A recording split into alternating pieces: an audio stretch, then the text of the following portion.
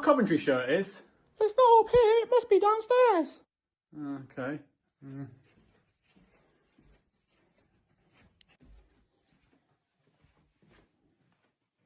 Oh no, yeah, there it is. Found it. Did you find it? Yeah, I found it. It's here. It's just comfortably sat on top of the table. And I'm feeling good.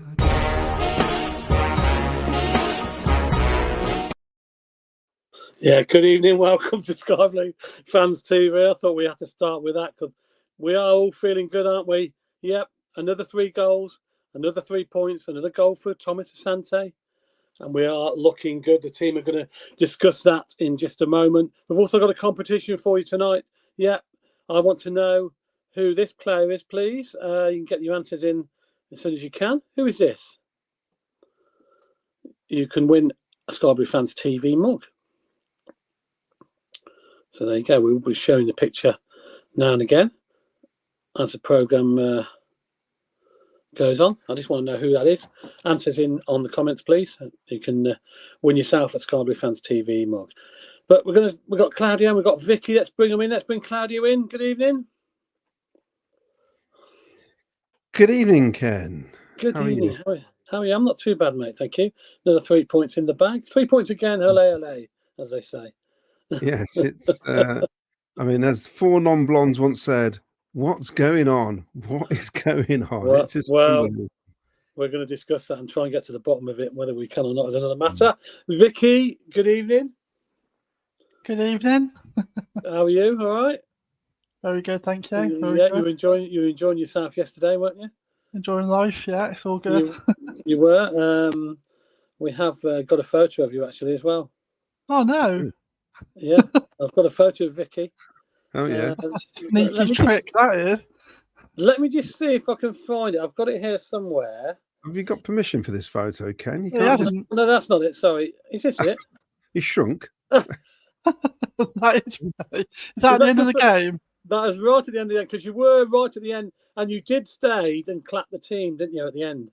No, we all stayed. That's yeah. Dawn, I know a lot of people around you left, but you were still there. Yeah. And I thought, oh, there's Vicky's still there.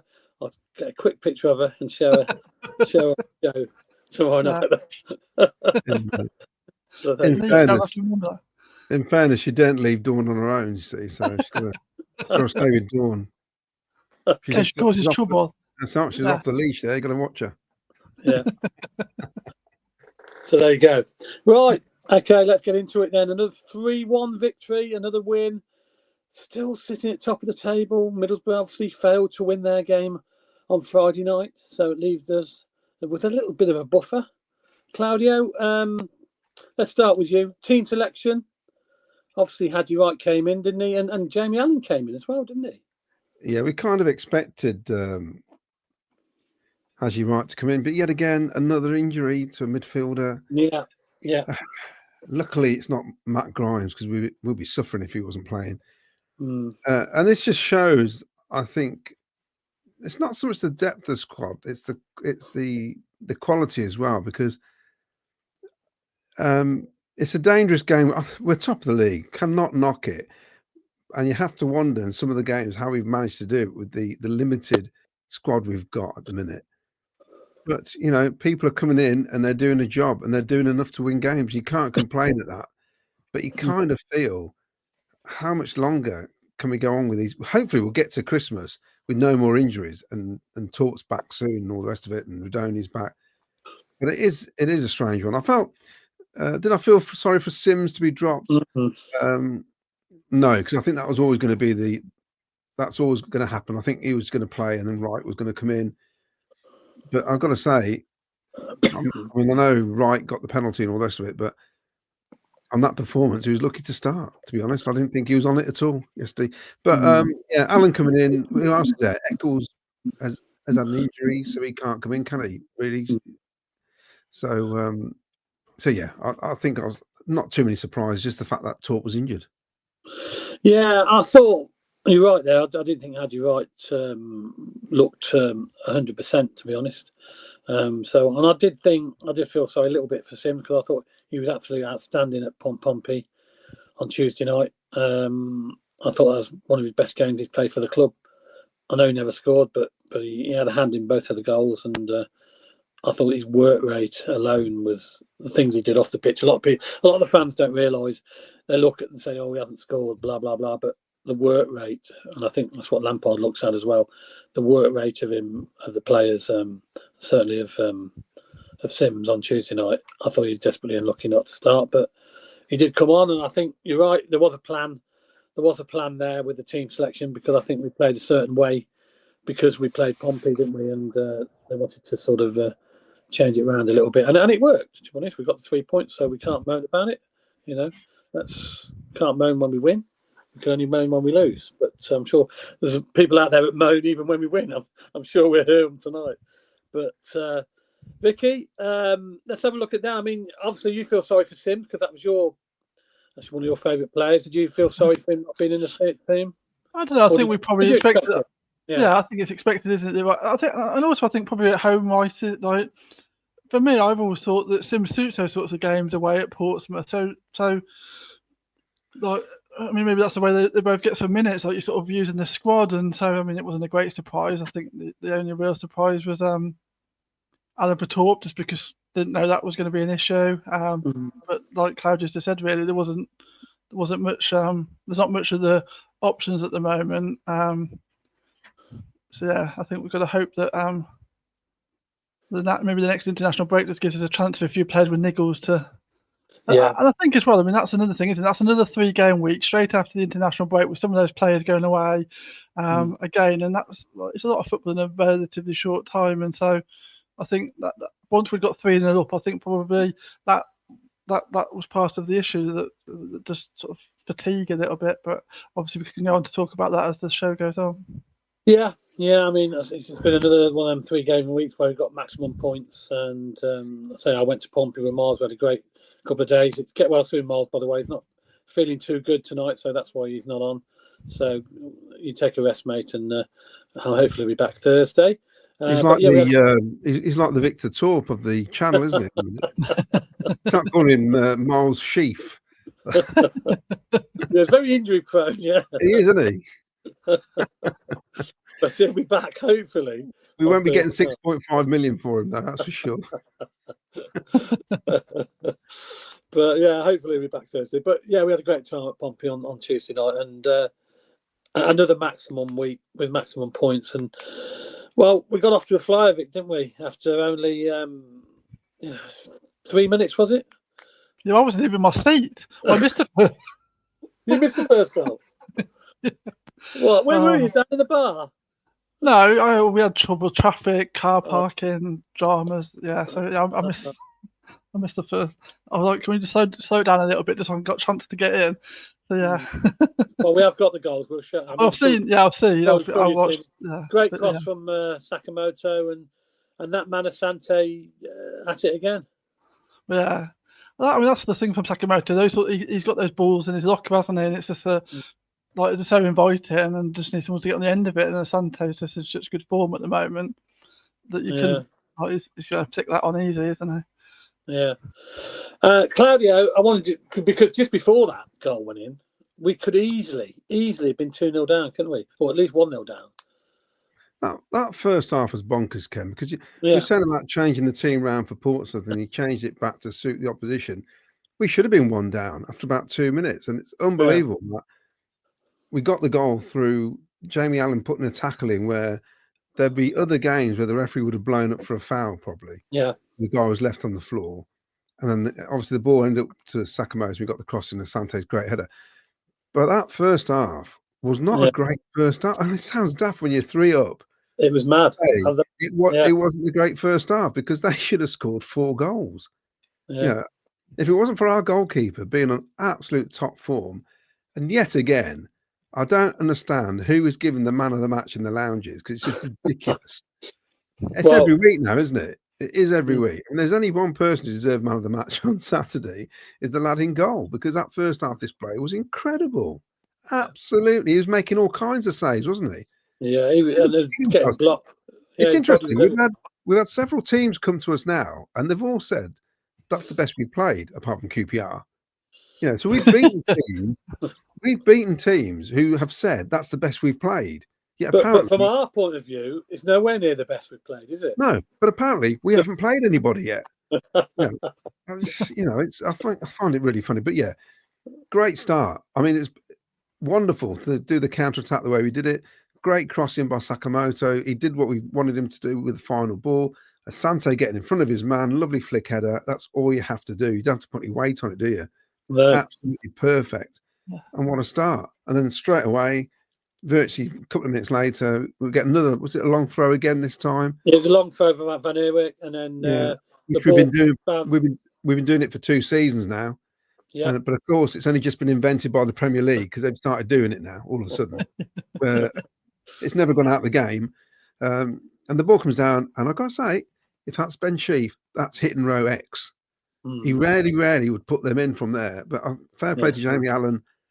He was on the right place, and he just took it first time. And I love it when they take the strike first time. Don't think about it. It's 9 times out of 10 it'll end up in the net. No one's waiting. Not expecting it, because as soon as he touches that, he's lost all momentum. He's going to get jumped on. Kept it nice and low, didn't he, as well? And can I just say, how big were Watford? They've got to be the biggest team I've ever seen. Yeah. Like a bunch of boxers, heavyweight boxers coming out. Sissoko is massive, isn't he? Yeah. That's huge, man. I mean, Jamie Allen, remind me, he's like, used to go to Coventry Zoo in the 70s with the big warrior at the front of the gate. Big warrior at the front, yeah. And you stand there. I mean, I was telling somebody about this at work, because he's from Cov. We got no idea about Coventry Zoo for a start. I said, he used to have a big Zulu warrior at the front. I said, but it looked massive. Apparently, it was only 30 foot high. But when you're 5 years old, 30 foot looks like 100 foot. It used to scare the bejesus out of me, that thing did. You could walk under it, couldn't you? You could walk. Yeah, and that's what Jamie Allen reminded me next to Sissoko. I thought, how's he gonna tackle him? He was like bouncing off him and all sorts.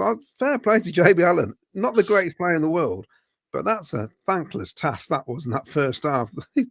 Yeah, but anyway, great start. 2 goals in 8 minutes. It's a dream world, isn't it? When we celebrated, don't you pair were like, I'm laughing. I'm just laughing because I cannot believe what on earth is going on. Everybody around me is going, what is going on? I think Watford was shell shocked as well, because they 1 minute they should be winning, and then next minute they find themselves 2-0 down. And to be honest, to be 2 up after 10 minutes, and considering they had loads of chances, was quite an achievement Saturday, because to be below par and be 2 up, it's brilliant, isn't it? Yeah, it was. And Vicky, you were in your seat for the 3rd goal, weren't you? I was. Sakamoto. So that was good, wasn't it? It just he snapped. He was. I mean, that was them a bit of pressure, and they obviously were loose with their passing. And I think it was Asante who won the header, wasn't it? Yeah, Asante won the header, and it bounced down, and he just picked it up and dribbled into it. Into the box, and it was a great finish. Yeah. When that 3rd one, I couldn't believe. I looked at the guy next to me. It was 3-0. I thought, Jesus. I thought he was shaking his head, thinking, I can't. It could have easily been 3-3, couldn't it? Oh, I said to Kev that I sit next to. I was like, I feel like I'm in some sort of weird parallel universe. I don't really know what's going on in the world anymore. Like, what is going on? Some Villa fellow I used to work with had texted me after 2-0, like 10 minutes in, and said, I've just put on the TV to see how the football's going. How are you 2-0 up already? What is going on? I was like, I don't know. The other mate texts me. He goes, God, what a start. He said, you're taking the mickey now. He goes, 3-0 up. I goes, yeah, because to be honest, we're not playing that well, but we're 3-0 up. I can't believe it. Maybe you should have T-shirts printed with "What's going on" written on it. It's. We'll have to get that song played at the CBS. What's going on? That's it. Well, I do remember it. 4 non-blonde, but not quite like that, Ken. But I'm just saying, I'm not a karaoke singer, as you know. But the thing is, we got to look at though, because I mean, we were lucky that first half. We took. Their goalkeeper never made an actual save in the entire game, which is a weird stat, that is, considering we won the game. So our finishing is top notch, basically. But I cannot believe we're going to get away with this for most of the season, defending like we did. And I don't know what you guys think. I thought the problem is we like to attack, and we said at the start of the season, didn't we, that the chances are we're going to get lots of games with lots of goals in because we like to go forward, and we do commit men forward. Yeah. The problem is we're getting done by teams just playing lumping a long ball. Silva and Milan was getting caught a lot in that first half over the top. And maybe clubs will start looking at us going, you know what, we're going to play two guys up high because these lot get forward. If we can just break the move down, we can counterattack quite easily. And we play a shocking offside trap. It's absolutely rubbish. The amount of times they put their hands up or look at the linesman, they're not offside. And that's why they had those one-on-ones. Just do not play that high line when you've got no cover. It's just, and it's entertaining. Entertaining and neutral. It's not if you want to win. I agree. Talking of offside as well, I thought we were very unfortunate with the Hadji one that was offside. I don't know if it was Mason Clark that was supposed to be offside there. Yeah, I didn't even celebrate Ken because I just thought that's offside. Yeah, because I couldn't. I just sort of seen it. It didn't look offside from where we were. Did you think it was offside, Vic? It wasn't one of those ones when you immediately thought, "Oh, that's offside." I'd sort of jumped up to celebrate and then saw the line and I thought, "Oh." So yeah, but we can't complain too much, can we? But there was a sending off as well in an all dramatic first half. Clear red card, Claudio. He took him out, didn't he? Yeah. The thing is, he was catching him up. I reckon he would have caught him up. He couldn't quite get away from him, could he? And it weren't far for a penalty, He's not far. Well, I think it was a pen at first, but he just sort of lunged at him a bit like I'm trying to think who it was. It was just it's a challenge. It was going to be a red card, wasn't it? And in some ways, I wouldn't say it knackered us up, but I don't think it really helped. No, it's always difficult, Vic, isn't it, to play against 10 men? Yeah, I always find that the game changes, and the opposition are obviously going to come out and they're trying to damage limitations. Really, they're going to be a bit more savvy about. And to be honest, they did well in the second half. They organised themselves really well, and they kept the score down. Because otherwise, I thought we were all thinking, weren't we? Oh, God, this could have been the QPR here. Got 3-0 up with 10 men. That's what everybody thinks, don't they? But it doesn't work that way all the time. No, and I mean, I suppose actually you're going to give quite a lot of credit to Watford that they kept on going, like 3-0 down, 10 men. Yeah. They had a good go in that second half, didn't they? And that's a lot of credit. But I think, like Claudio was saying about how open we play, that's why someone having a goalkeeper the quality of Rushworth is imperative, isn't it? Because if you're going to be so open, you need somebody that can actually do something if someone breaks through. And the saves he was pulling off is what's won us that game. And if you've got if you're going to play like that, you have to have that quality in goal, because otherwise you're just letting in soft goals. And I think that's been part of the issue some seasons, hasn't it? We've been letting in soft goals, and we would in another season we'd have thrown that game away because we gave Watford too many chances. But I mean, at least one of those saves when it was going into the top corner, I don't even know how Rushworth got to it. It was outstanding. Outstanding. We had a good view from where we were, weren't we? Yeah, because it's He flipped it around. I thought, God, how did he do that? Yeah. Well, he made 4 saves. One where he stood up straight, didn't he? And he took it right at the start. He had the one low down, which was when you see it from behind the goal, in front of the goal, that's going in the corner. Yeah. He had the one where he did it with his feet, and then won the top corner one. 4 quality saves. And not only that, he's coming out and collecting the ball. Yeah. He's so dominant. I actually think he's better than Doven. I think he's a better keeper. I think he's stronger than he is. Yeah, I'll probably tend to agree. I mean, like all the kids, he made a bit of a, it took him time to get his feet into the table, if you like. He made a couple of mistakes early on, but once he got going, I was quite confident he was a quality keeper, because he dominates his box a lot. He comes through his crosses, and he makes some great one-on-one saves, if you like. And he's just got better and better every game now, for me. I thought, I mean, we've not mentioned Sakamoto's goal yet, but I thought that was quality. I mean, that was before the sending off the third goal. Well, we just mentioned it with Vicky. I was on about the third goal with Vicky. Did you? Second Oh, row. Yeah. I must have zoned out. I'm sorry, Vicky. Asante won the header. Where were you? I'll I tell you think where I Claudio was. said that Asante won the header. I think you're cracking up, Claudio. You said Asante won the header. Did I? Oh, it's been a long But yeah. weekend. Top of the league. It was a bizarre game. It was a What's bizarre going game. on? You know, 3-0, sending off. We'll talk about second half. We've got loads of comments coming in, but just before that, I want to know who this guy is. Who is he, please? You can win yourself a Scarberry Fans TV mug if you know who that was. Well, you can probably tell by the kit. It was quite a while ago. Get your answers in on the comments, please. You can win yourself a Scarberry Fans TV mug. There you go. Oh, it's got the kit there. The original one, yeah, it is. Yeah, Umbro, isn't it? I think. Yeah. Okay, loads of comments coming in, Claudio. Yes, we have. Oh. Give me a rest. Uncle Jonga. I saw Uncle Jonga before the game, actually. Good evening, all. Another victory, another 3 goals, another 3 points. But what was alarming was how many times we were being opened up at the back by Watford. All credit goes to Rushworth, PUSB. Hello all by it's Colin Branfield.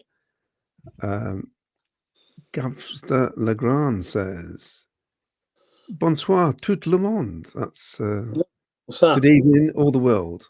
That's Okay. good. Yes, Rushworth is worth his weight in gold. We need to sign him if we can. I agree, Uncle Dongo. We are far too vulnerable to the long through balls at the moment. Our attacking play is first rate, though, says Gavster Legrand. I agree. Even all, this is Paul Hughes. Still not sure how we won on Saturday with all the Watford chances. How many times Milan was out of position, but we were clinical, brilliant in the first half. And this is a point, actually, because Milan had that amazing run, didn't he? He was doing that thing. About second half, yeah, he's brilliant, wasn't it? And he was juggling the ball all the way up the pitch. Yeah. And he was unlucky not to score. But nobody covered him. And the next thing you know, they booted it straight down that end. And he was... Yeah. We're going, where's Milan? Oh, yeah, he's just done that run. You know, and this is what I mean. We were a bit sloppy on Saturday, I thought. It's all good. We got through it. Colin Branfield says, agree. Keeper, man of the match. Salop CCFC. Listen to DNSYE post-match phoning. What's that? Funny chats from Watford. All right.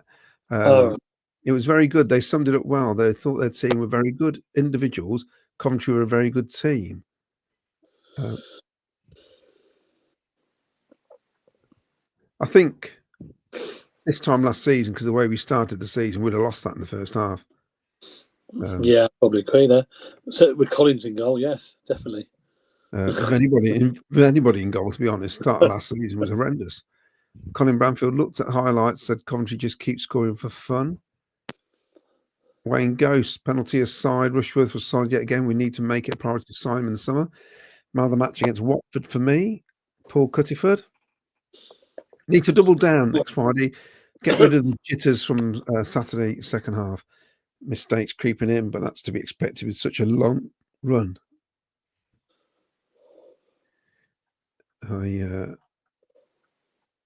People are guessing on the thing. Trevor Merriman, brilliant start to the show. Yes, it was funny. I saw that earlier. Wayne Brewer, turn evening all, great win. Bit quiet second half, but another 9-point week. Back home in Smalls, another 9 weeks. Back home after a great week. Still it was nice to meet you on Tuesday at Pompey. Alison Berry, evening all, still unbeaten, top of the league. And we're going to be there, top of the league, whatever happens next weekend as well. So, Mark Cunningham, great first half, a bit disappointed with the second half. Dawn Cook, God, is that what my hair looks like from the back? Well, there you go, Dawn. Sort it out. Well, you're pushing your look, Claudio. Boy, Claudio, I know where you sit. You know. That's it. Well, it depends, Matt. Sometimes he's in corporate, you won't get him. I'm back in my box at the minute. I'm not in the Yeah. box, as in block 18. Scott Brown Sword, hello guys, and Vicky, of course. Great win, still unbeaten, and we're going to go unbeaten all season. Accumulate the highest number of points in the championship, be amazing. It's currently the first time we've won 6 matches in a row in a season. We've done it before, but that was over the back end of one season into the new season. Yeah. When was that? How long ago? 64.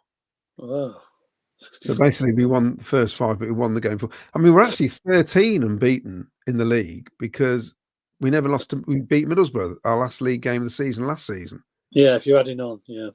Yes, so but it's incredible, isn't it?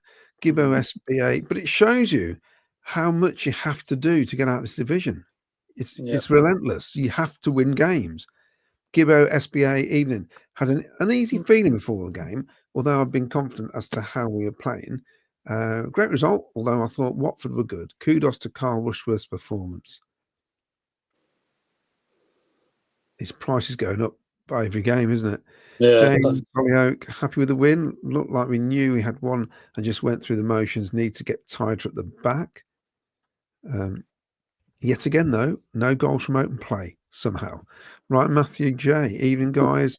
I don't recognise this team this season. Easily the best in the division. We're beating teams for fun, even when we're not at our best. So happy. Yeah, anybody else, if that had been Burnley or Leeds from last season, we'd have just gone, oh, it's because they're such a good team. But because it's us, we still doubt ourselves, don't we, I reckon? Yeah. Wayne Littlewood, Eden all, sorry I couldn't join tonight. Another 3 points and dogged performance. Watford have gone away and felt unlucky. Well, yeah, I agree, because they're very lucky, to be honest. We've had away performances like that, though, haven't we? We have, yeah. We've come away from many games where we've dominated. Portsmouth last year, we should have been 3 up before they even scored. Exactly. Yeah. And the scoreline doesn't justify sometimes the result. Yeah, so Frank Wood, 3-1 against a very good Watford side who are going to finish top 6. They have so many quality players. Big Pete. I wonder if he is big. Hello, Big Pete. You know, Big Pete. Are you Big Pete? Or are you Small Pete? But you... I don't know what I'm saying now. Good evening, guys. I thought we wrote on look. Good evening, guys. I thought we rode on look yesterday, but 3 points is 3 points. Roll on to Friday night.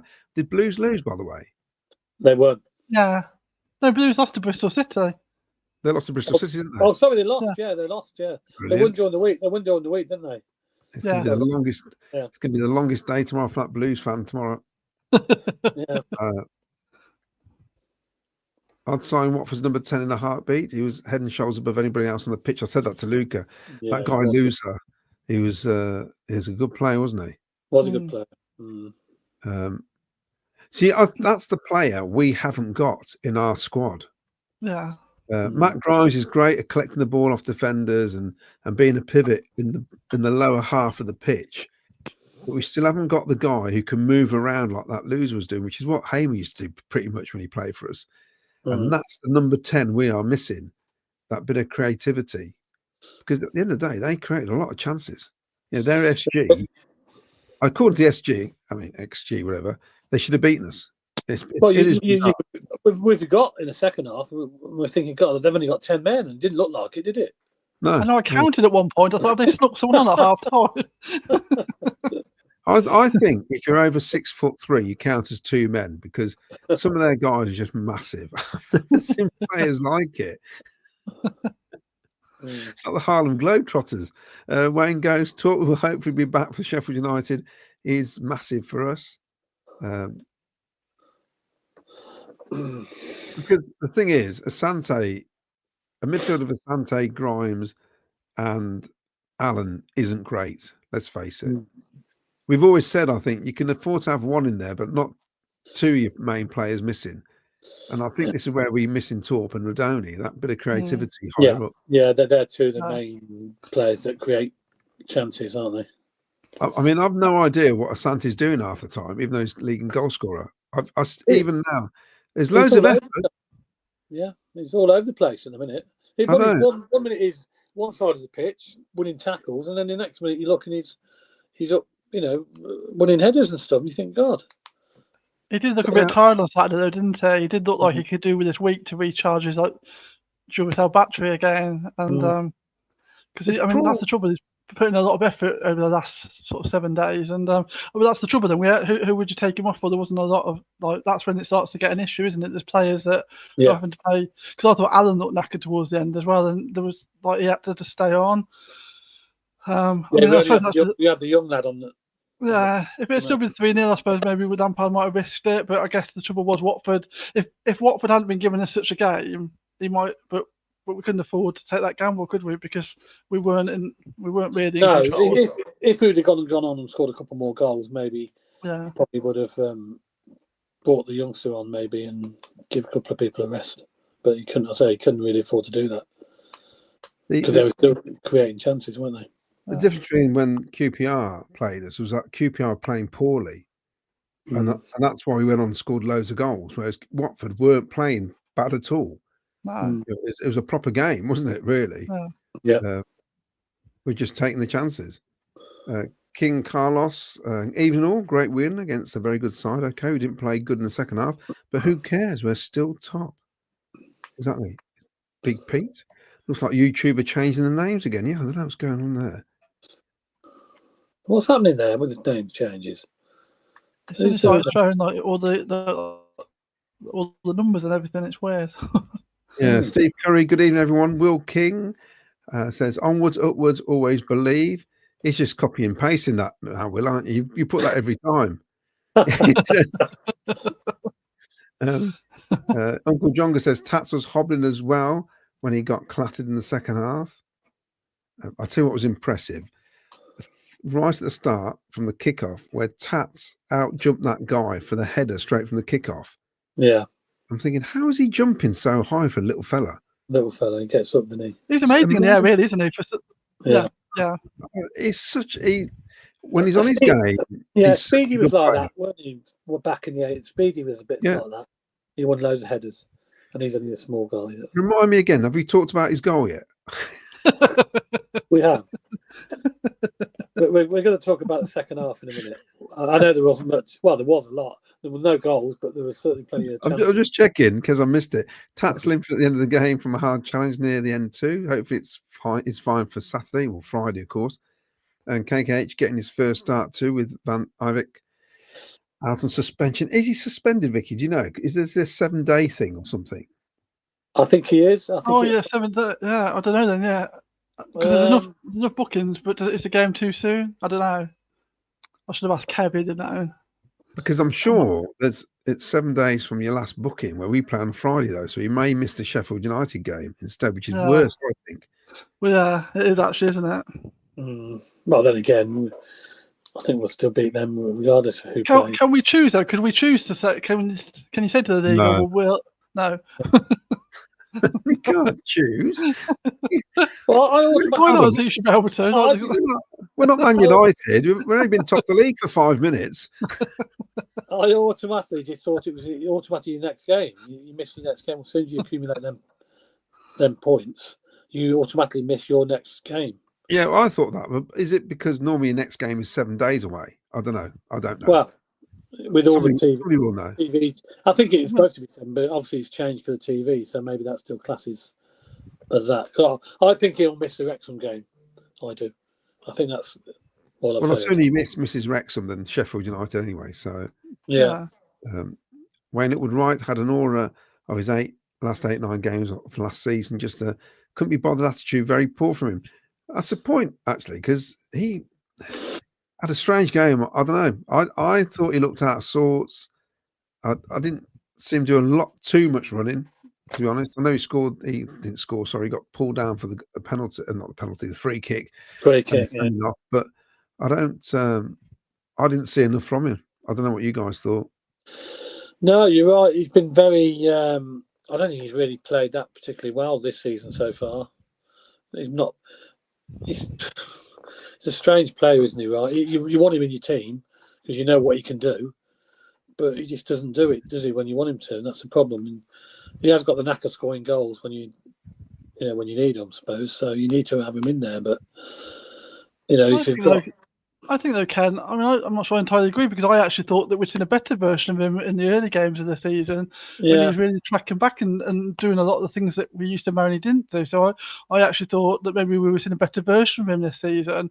Yeah, and he has done that away from home a few times. I've noticed before we hadn't.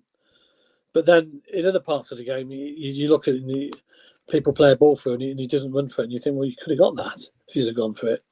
But I don't know whether it's his international when he plays for America and he comes back and that affects him. I don't know, or whether he got a bit of an injury we don't know about, which apparently he had when in them semi-finals he played against Sunderland last year, when he was nowhere near up to scratch, was he? I just think he wasn't chasing down like he normally does. He wasn't on it at all, and maybe it's because he had a couple of big defenders near him. He didn't like it. I don't know. Well, they were big lads, weren't they? They were big lads, and I thought he struggled to lose them, and the only time he did was when the ball was put through, and he had a chase on, didn't he? But yeah, I don't think he had a massive influence in that game at all. Yesterday, and as you know, the way we play, we have to defend from the top, and we weren't pressing as well as we normally do either, which makes a massive difference, which was allowing them to bang the balls forward. Basically, when you watch it, I was watching the extended highlights, we weren't closing down at all like we normally do. So maybe it was the case of we've had like 6 games in the space, or I don't know, not many, is it a couple of weeks now or something, or whatever it is. It seems like a lot of games, doesn't it? Yeah. You've got like Asante and White, who've obviously both got to use part in that front press, and they've both been away on international duty. So you've got that as well, haven't you? There's a whole lot of factors, I think. It's still a great result considering. Yeah. For so many seasons, we've been absolutely rubbish after international breaks. Yeah. Steve Curry says Sakamoto back to his best. Ralph Wiggins, good evening, folks. PUSB, what a great result. But it was brilliant goalkeeping that kept us in it. A bit disappointed with Sims didn't start. Colin Branfield, Milan got his 5th yellow card, but doesn't kick in until Saturday's 7-day rule. Can still play Friday night. So that'd be interesting. So that might work against us then. Glenn Watkins says 2 successful 9-point returns from 2-3 game weeks is massively impressive. James Hollyoak, would it be better for Milan to miss Wrexham and available for Sheffield United? Exactly, that's what we were just saying. Yeah. King Carlos, I hope we can get one over Wrexham. Glenn Watkins, do you do the same? I'll get it up. Do the same next 3 games. Will be well placed after the international break in November. Now, we said, didn't we? Remember? Yeah. How many points from the next 6 games? I says 18. Yes. I honestly, no, I know the problem is me going on Friday night to Wrexham is a massive issue because after last season's disaster, the curse of Claudio away at Wrexham.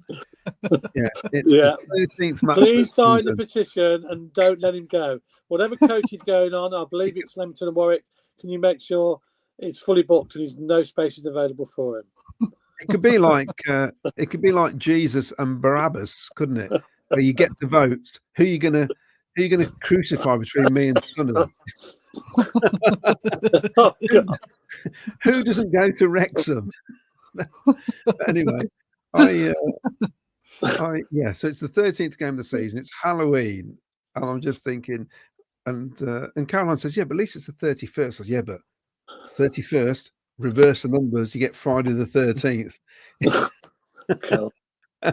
It's who knows? I mean, really, I know we'll talk about it on Thursday, but on paper, I don't care who they've signed, we shall beat them if we play to us. Just to jump ahead on the comments, this is true. Ryan Matthew, if we win at Wrexham with Cloudy there, we're 100% win the league. That's a bigger curse than deep now. Well, yeah. I had a shocker last season. I saw us win 1 game away from home. And every time I went, I don't fancy it this time, we'd win it. You know, it's so annoying. That's got to come to an end soon, hasn't it? You can't carry on forever like that. Yes. And are you going Friday, Ken? I'm going Friday. Yeah, yes, I'm going. Yeah, so I shall see you there. Yeah, it's going to be interesting. There won't be many of us there, that's for sure. No, 12 just quickly before we carry on, anybody who hasn't had a go at the competition, I want to know who that person is, please. Have you seen him lately? It's from the 80s. You probably haven't seen him, but he's got nothing. It looks nothing like that now. But who is that player, please? And you can win yourself a Sky Blue Fans TV mug. Simple as that. Right. Paul Hughes says, very disappointed with Wright's effort and impact again. He seems to be back to his old tricks. Wayne Ghost. He says, if the 7-day rule is used for Milan suspension, could we choose to play him against Wrexham, or would the ban be applied against Sheffield United? Regardless, I think it'll roll on to Sheffield United. It could be done on dates, you see, not matches. Yeah. Right back to his usual self-lazing, doing a very good impression of Yakubu. God. Oh, you can't be that bad. I don't think any player can be that bad, could he? Sky Blues Gibbs says, I'm assuming Jack isn't coming out of the closet until we lose. He's just landed. Well, he landed yesterday from Japan, so he is back. He got jet lag. Yeah. Is he? Well, I wonder. He might have something, yeah. Paul Hughes, Sheaf out injured again for Wrexham. What great business selling him, I know. Yeah, amazing, really. I looked at a few games. He has not even been. He's been on the bench, hasn't he? He's not even started a few of them. Yeah, so Mark. There's obviously something there. M. King says Wrexham will be without Callum Doyle as well because of his red card. Yeah, true. Gordon Tulliard, good to see Ken in a better mood than he was at the fan zone yesterday when he was called back for them after being searched, snapped. Who put them there? It was you, Ken. You did. What was that then? Oh, the trouble. No, when you go into the fan zone, you search and you have to empty all your pockets and stuff. Right. And so I emptied all my pockets, but I picked up some stuff, but I left something else on there. I can't remember what it was, the key or something. Yeah. I walked off. And he called me back. He goes, "You've left something." I goes, "No, I haven't. No, I've got everything." And it was. I left my key on the little key. Absolutely useless. You say, Vicky. But yeah, I was getting searched and everything. Sorry, Kev reckons that 7-day thing doesn't apply in the EFL. So I don't know whether. Oh well, we'll see, won't we? It's like I said, I'll certainly miss his Friday. Let him do some TikToks instead. Yeah. And, yeah. I think KKH is due a start anyway. He looks great, says M King. Yes, we got a £4.5 million replacement. Yeah. That's what he's there for. Last 2 home games, we've been by far from our best, still scoring for fun. This is what good teams do. Keep finding a way. Worrying is Torp turned into Sheaf with injuries. But we said on the programme yesterday, didn't we, Vicky, that we looked at Burnley last season and they kept winning games 1-0, didn't they? 2-1, and you used to think, how are they winning games? Because they don't really impress that much, but we're scoring goals. Yeah, that's it. I think. I mean, quite often you see that, don't you? The teams that are doing well, sometimes you watch them, and you're thinking, how are they like top of the league? They don't look that good, and somehow they're winning every week, and that's how the teams get the success, isn't it? I think most of the time.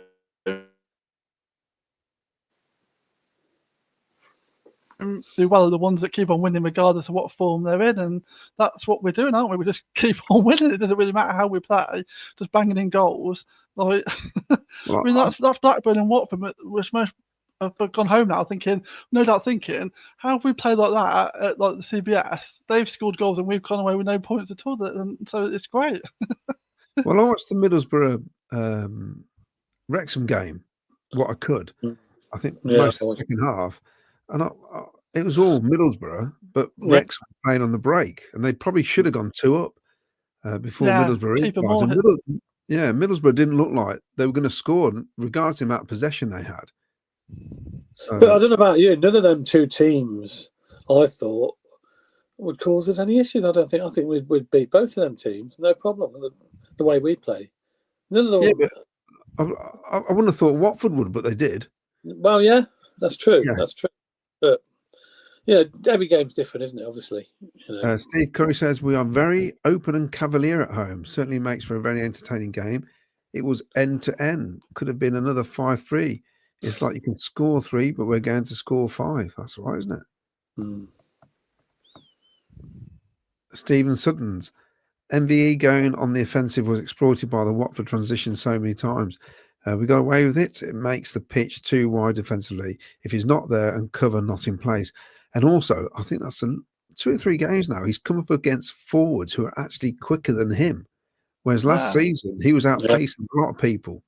Yeah. Other clubs are doing the homework. They know who the danger men are. Yeah, well, that's going to happen, isn't it? They're going to say, well, hold on a minute, how come they're scoring all these goals and, they're not letting many in? They're going to be very, they're going to definitely do their own work and see where they can catch us out.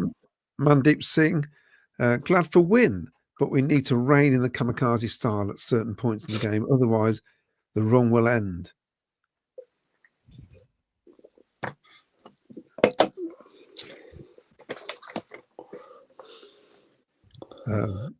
You sound like you're filling in a sink then, Ken. I don't know what you're doing.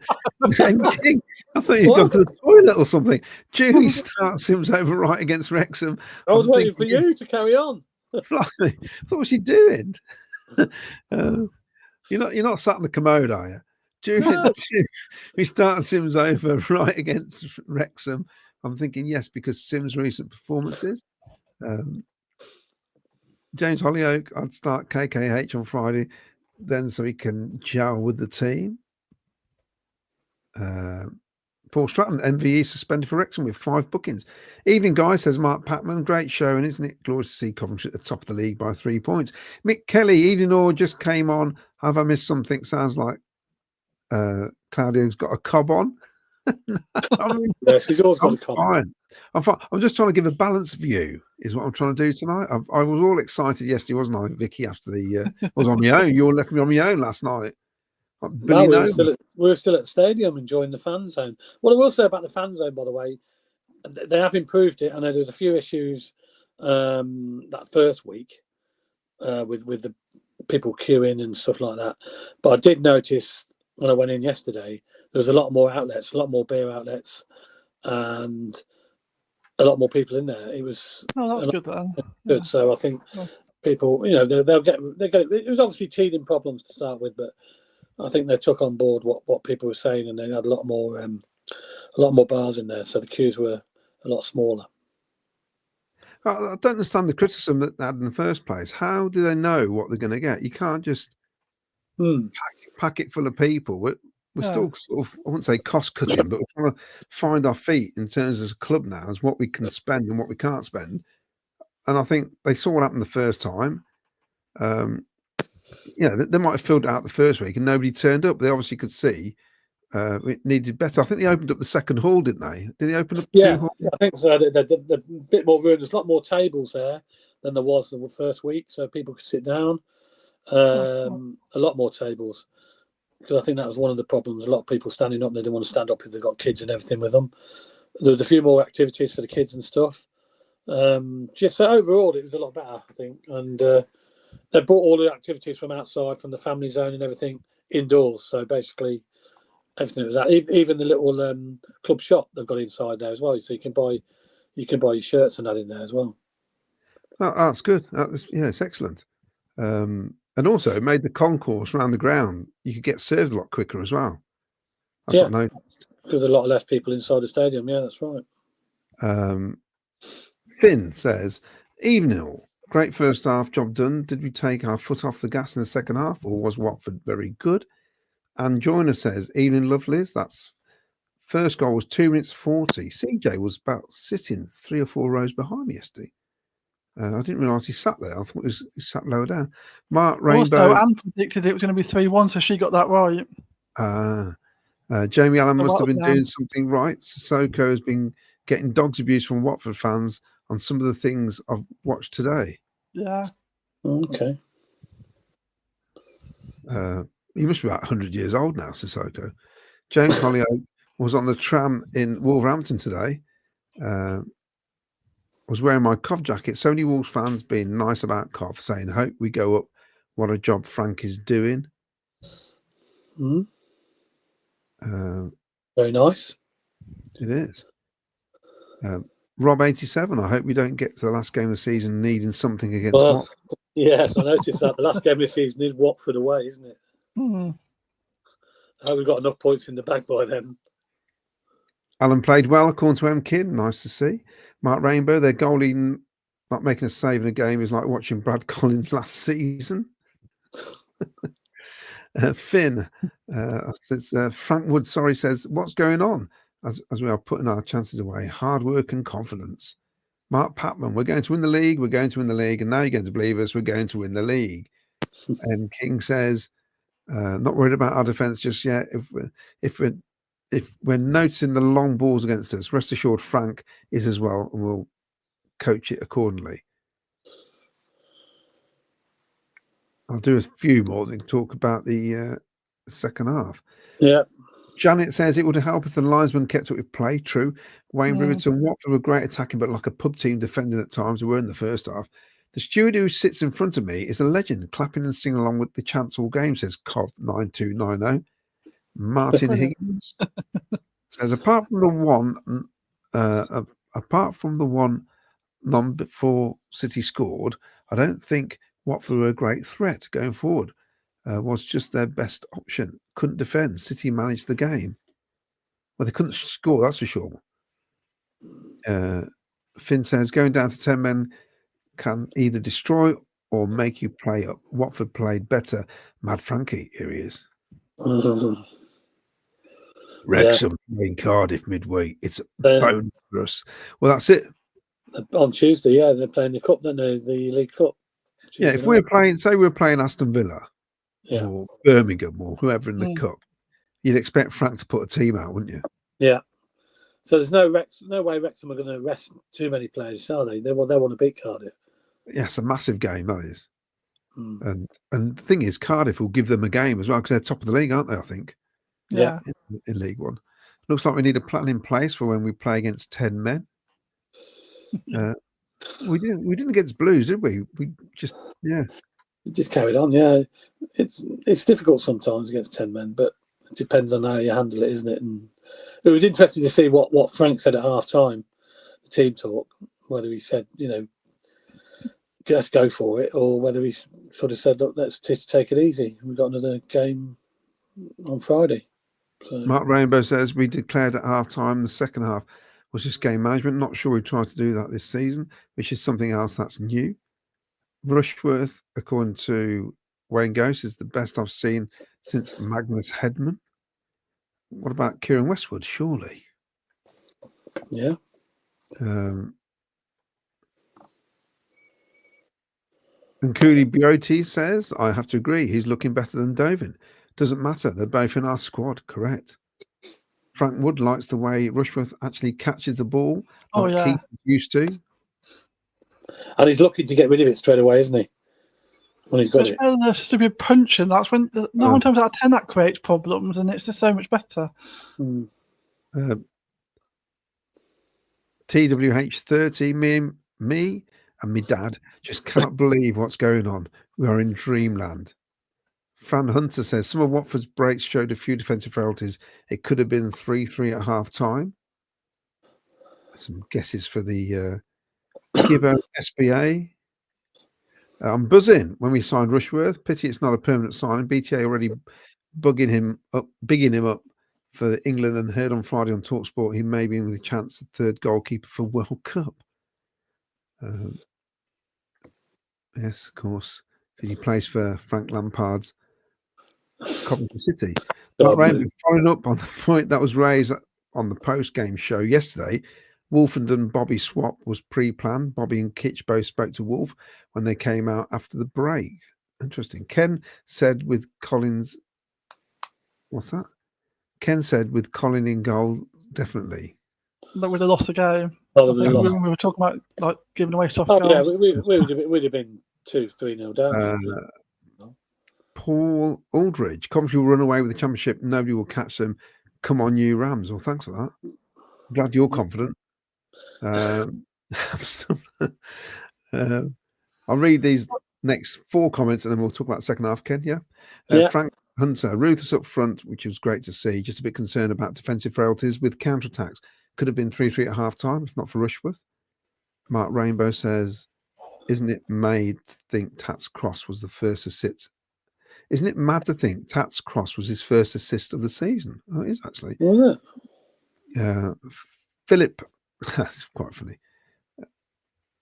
Philip Medcraft says, Real Madrid fans singing "We're playing like Coventry City." With the only unbeaten team in Europe? No, I'm surely not in Europe. Coventry City became just the 6th team in the Championship history since the EFL restructure in 2004 to avoid defeat in their opening 12 matches. And Mark Rainbow says, there are only 3 teams to get max points over this 3-game week, us, Bristol and Millwall. A full week to work out. Creases ready for Wrexham, Sheffield United and Stoke. Right. Yeah. You caught up? Yeah, pretty much. Okay. Well, I'll never catch up, but no, you're never going to catch up. No. Competition we've got running tonight. I just want to know who that is, please. I could be clue it is from the 80s. So some of you may know him, the older generation, should we say? Yeah. Names in the comments, please. Name in the comments. And we'll put you all in a draw for the correct answers. We'll put in a draw for at the end of the show to win a Sky Blue Fans TV mug. There you go. Okay, right, second half then. Vicky, I mean, come out second half. We were all happy at half time. We were all thinking how many goals we're going to score. Is it going to be 4 or 5? Because somebody said, oh, we haven't got a 6-0 yet. This could be the chance for a 6-0. Didn't quite work that way. It doesn't always work that way, as we know. We've seen it many times.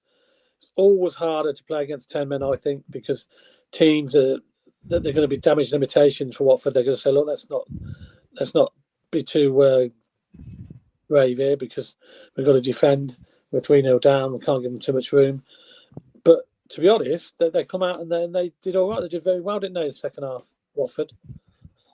Yeah, I was saying to Kev, I think that in some ways we were probably lucky to play Watford this week because I think obviously their new manager's and that's his 3rd game, isn't it? And they've definitely got attacking ability and they're just a bit vulnerable defensively. And you just think in a few weeks you can imagine them turning that around. And actually, ironically, like a lot of teams have done after they've come here and lost to us, like QPR with Millwall. After we beat them, I've gone on to talk about things after they lost to us, and I almost imagine that we'll see the same from Watford because they definitely had, especially going forward, some ability within that team, and I think they're probably just a bit disjointed, and that made them vulnerable to our attack. And I was thinking in the second half, it just looked like a combination of things. They were going for it; they were a bit physical. We had some players that looked a bit jaded. I actually think that Grimes had one of those games when things just didn't quite run for him as well. Like he fell over the ball once, and there was a couple of different things. You know, when you have one of those days where you're just thinking, "This is going to go right for me today," and it looked a bit like Grimes was having one of those days yesterday. And but if he can have an off day and we can still win 3-1, and he can get that out of the way, then bonus first, really, isn't it? Do you think it was more of us taking off the pedal? Yeah. Or of them, Watford looking the better I team? think it's probably a combination, isn't it? I think it's a combination of all of it. I think they were going for it. I think they were physical. I think that players that were a bit jaded were probably taking the foot off a little bit, thinking, well, we're 3-0 up at that stage, and like sort of trying to conserve some energy, maybe, thinking the job's done. So like, there's that sort of creeping in a little bit, isn't there? So I think it's all of those sort of factors, and it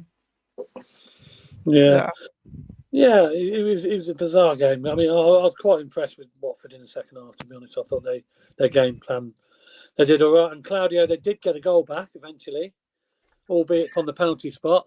And I think it's one that Rushford, maybe the keeper could have let go. Did he need to make that save, that tackle, penalty? Can I just say something about the second half before I get to there? I was disappointed in that second half because, okay, we're winning. Let's just take it as a half. Forget the first half. We won that one. We've lost 1-0 to a team with 10 players. Yeah. Well, if you're let's looking look at that. First of yeah. all, we've lost 1-0 that second half. Yeah. In a game which I think we try to control, but it's almost like some of the players didn't get the message because we had players trying to hold it while we had fullbacks bombing forward still, instead of just keeping the lines, keeping it tight. There was no need to keep chucking players forward. Mm. And I don't understand what we were doing in that second half. At times it was very, you're saying about Grimes, but there's lots of players out there. Almost like they were given a script and they just left it on the dressing room floor. And I don't know, They definitely took the foot off the pedal. There's no doubt about that because there weren't enough, Pass it desire. around too much, Ken. There's more of that. It reminded me of what we used to do before. We used to pass it out the back, round the back, into midfield, put it back again. There was 3 or 4 times Thomas Asante had the ball, and there was groans by us where he got the ball and thinking, "Well, just go for it, like you were doing." Yeah. And he didn't. He stopped and came back again. I thought, why are we doing this all of a sudden against 10 men? Yeah. You've got them, you've turned them, and then we've gone, okay, let's just chill out a bit here. I mean, one stage we were cheering, weren't we, when we were passing the ball around? Yeah. Which is, but every time they got on that for a while. Well, every time they got on the ball, they looked really, really dangerous. They did. Forward. And the penalty, I don't care. We got 10 players. They had the momentum in that second half, I thought, more than us. And they got the penalty with 20 minutes to go. Anything can happen. Who's to say you don't get a second penalty? Yeah. We know it's football. It happens. These mad results. No qualms about the penalty. I mean, well, I thought he didn't touch him. I couldn't really see whether he touched him or not, but apparently I've seen it. But I've seen it back now. He definitely. We did enough for the guy to go down. Basically, did he have to rush out? Probably not. But he wouldn't have had to rush out if Thomas Asante hadn't lost the ball on the halfway line. Simple as that. Trying to do too much. I don't know what's happened there because his game in the recent weeks was getting it down, moving it quick. But they all started doing that one touch too many thing. When you're thinking, why are you taking a second touch when there's no need to? Well, third or fourth touch. And he got caught in possession. The Silva would look like, from memory, was getting ready to go past him, and the ball gets pushed through into the gap where the Silva's not there anymore. Yeah. To me, that's just rubbish. Actually, that is poor, and we didn't get away with it because we conceded a penalty. But that was happening all second half. It's almost like they just, I don't know. It's like threw away the script, the game plan. Yeah. Of course, at 3-1, another goal would have been a bit nerve jattery again, wouldn't it? Like a bit like the Pompey game. Yeah, that's not a way to see out a game. What we did in that second half. No. So hopefully they look back on that and go, lads, that ain't good enough. You shouldn't be giving up that much possession. I mean, that loser was all over the place in the second half. Coming to collect the ball, keep going, move it. Fair play for Watford for keep going because I actually thought they were going to go for damage limitation and just sit back. That's what I thought. The ball but they didn't. They actually chucked 3 players forward. I thought, what are they doing here? And they had the better chances in the second half, to be honest, didn't they? Well, I don't think bizarrely, Ken, I thought their substitutes were better than the players that took off. Yeah. I said to Luke, I'm glad these lot didn't start because I said some of these are really good players. What they put on, it's weird. Yeah. It's almost like he put out a team to draw in the first half, and it went tits up basically. And he says, "Well, sorry, I'll put on loads of attacking players in the second half." See what happened. What about you? I'm not sure. Whereas Wolfenden looked great against Portsmouth, I thought he's a bit untidy. Yeah, he made that change, didn't he? Brought Thomas off early doors, really, didn't he? Yeah. About 58 minutes or something like that. It was. He had an uncomfortable afternoon, I thought. Yes, I don't know what you guys thought, but it was a weird second half. It was disappointing because you don't want to lose a second half to 10 men, basically. I don't care that we're 3-0 up. It's all about that getting that consistency right. If we'd have just seen it at 3-0, great. Yeah. I mean, I think a lot of people were disappointed we didn't score at least another 1 goal, just to round it off. But fair play to Watford. But we allowed them to do that by giving the ball away silly, didn't we? And we shouldn't. I say against 10 men, you should have a plan to play against 10 men, and really, they shouldn't be able to get enough of the ball like they did. They had too much of the ball because you have to. We have to. I said earlier, we I had to check whether they still had 10 men on them because it looked like they 11 against 11. I couldn't believe it.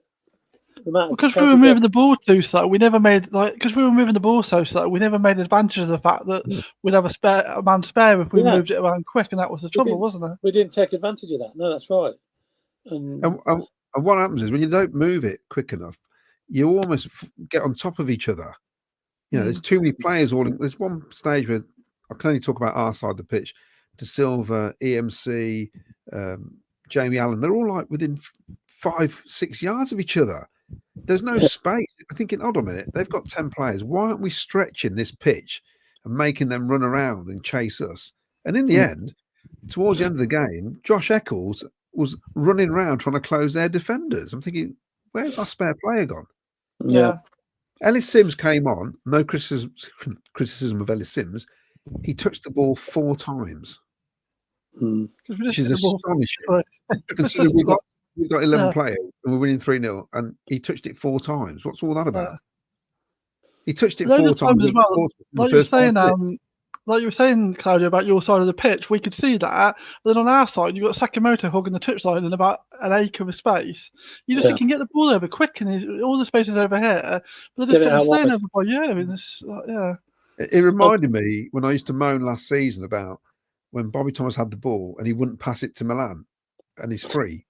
Yeah. And I'm thinking, why are they doing this? That we've stopped doing this rubbish type of football. It was a weird second half.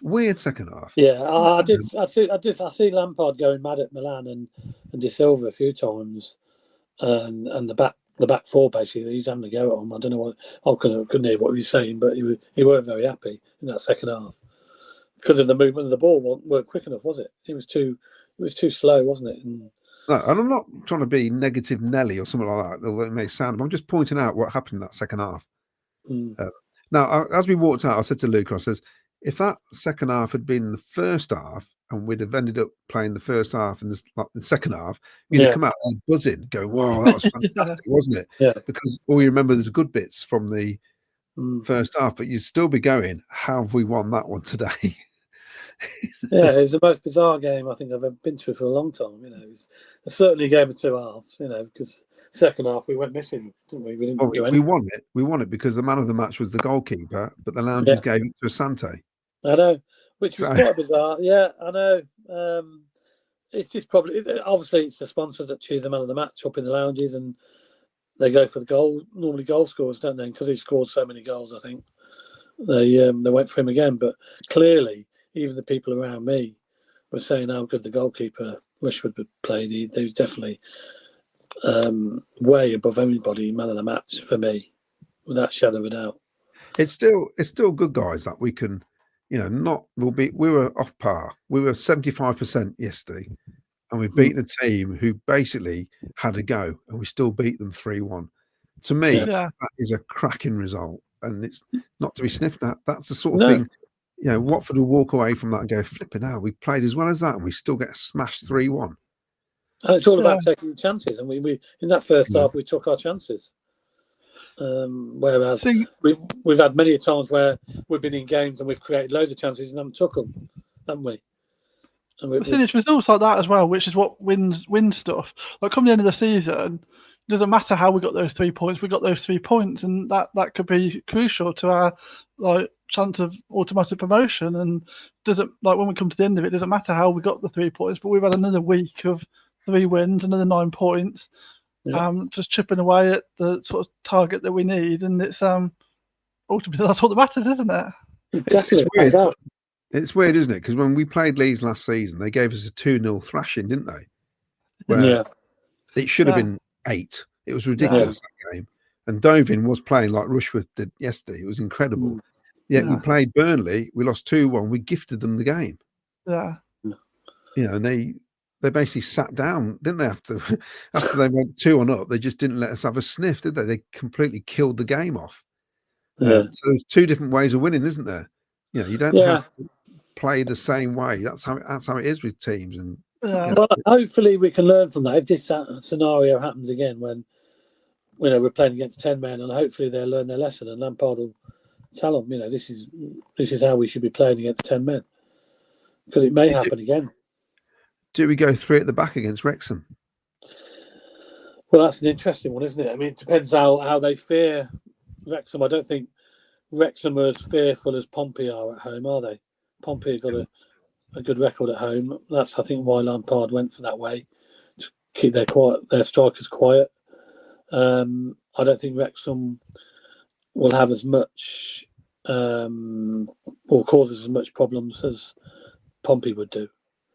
I think the thing is, though, like Cloud's got a good point there, because the one thing they have got is like someone like Keeper Moore. That's like they've got that's like strong tool in the penalty box, isn't it? And they've got that O'Brien that can put some like that second chance you mentioned that they should have really gone 2-0 up against Middlesbrough. Like if they put balls in, like we need to be able to deal with that. That they'll put balls in for Keeper Moore, and we need to be on top of that. You think they'll go for the tallest 3 tall blokes at the back then? Yeah, I think so. I think I think that they're going to be looking. He's going to be looking to do a job on our defenders, isn't they?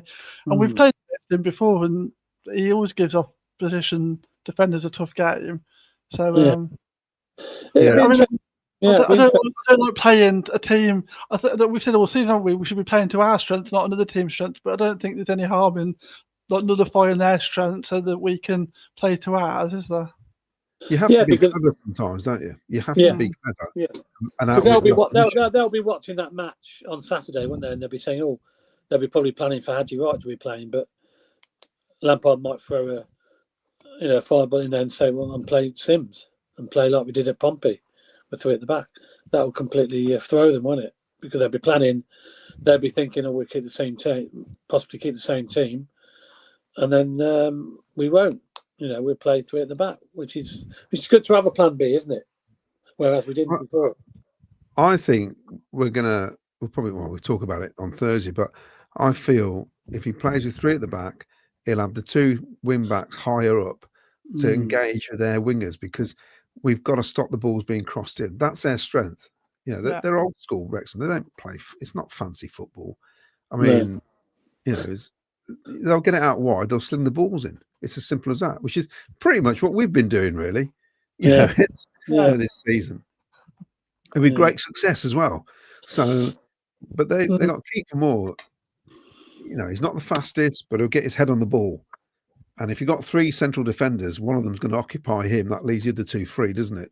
Yeah. So, to me, that would be a good plan. The thing is not to lose. We're in such a good position now. We just need to keep that gap between the 3rd place team, don't we?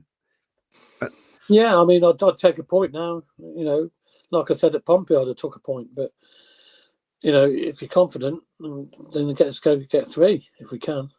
But and like I said, they've got the game Tuesday, so it'd be interesting to see what side they put out, because they'll have to make a few changes, won't they? At least we've got time to recover. So what we need is extra time in the EFL. I don't think they should penalties. I think. Unfortunately, because it would have been good to have some extra time. Wouldn't it? I was thinking that. but overall, I mean, look, a tremendous result. Of course it is. We're top of the league. We're flying in terms of points and goals. The goal difference is ridiculous. It really is. It's just, it's the best goal tally at this level of football since Wolves in 1965-66. So we've now equalled what Wolves did, and you're talking 60 years ago. It's nuts, isn't it? We've actually drew 2 games 0-0. Yeah. Believe it or not. So it is incredible effort, and I think his stats are incredible as well. Frank Lampard's stats since he come in, we're all, some of us were a bit taken aback by the appointment of Frank, but at the minute it's going swimmingly well, isn't it? Really, it's just incredible. Yeah. CBS. When's the last time, even when we were at Highfield Road, that we've gone so many games, we only lost 2 matches over such a long period, almost a year that he's been in charge, and we've only lost 2 matches at home. That in itself is incredible. And I think with all of us there now, the support and that, it's something special up there. Yeah, it definitely is. With everything that's going on, and Big Doug, fair play to him, he's got it all sorted, and I suppose there'll be more to come, and hopefully it will bring us what we want at the end of the season, which we all want to go up. So hopefully, I know it's a long way to go, but I'd much rather have the points in the bag now than later, because second half season's going to be tough because we've got some tough games coming up. But bring it on, I say, bring it on. The thing is, no one's going to want to play us, are they?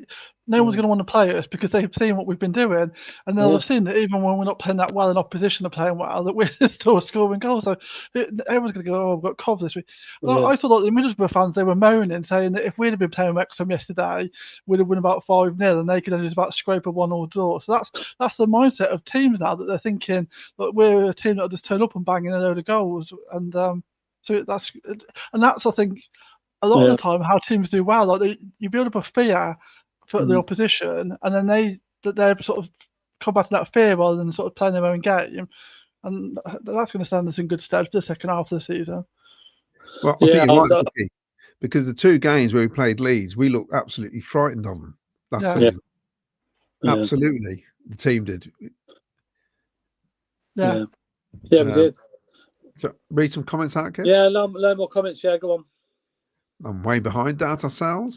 The wife had a go at me for being a bit miserable when we won 3-1, 6 wins in a row. I said, it feels hard as a Cov fan. Not used to it, just waiting for it to go boobs up. And Cooney says, because we're usually that team, we have to consider that every other team now is making some serious prep on us. So we still really have to dig in. Correct. Cam says, maybe a bit premature to talk about promotion.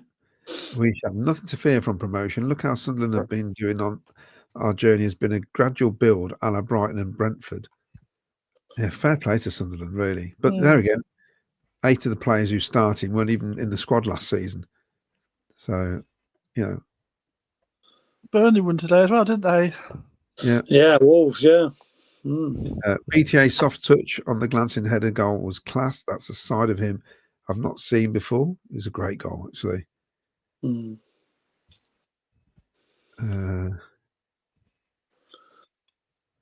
Mark Rainbow, great observation made on the Watford podcast post games. Salat mentioned earlier was the the continuation in the squad. They will say buying and selling half the squad each year is holding them back. Hey, Saunders, let's hope Wrexham have a very hard game Tuesday. Are we forgetting Kai Andrews? I think we have Ian Small, yes. I did actually, yeah. I'm surprised he didn't get any minutes, did he, yesterday?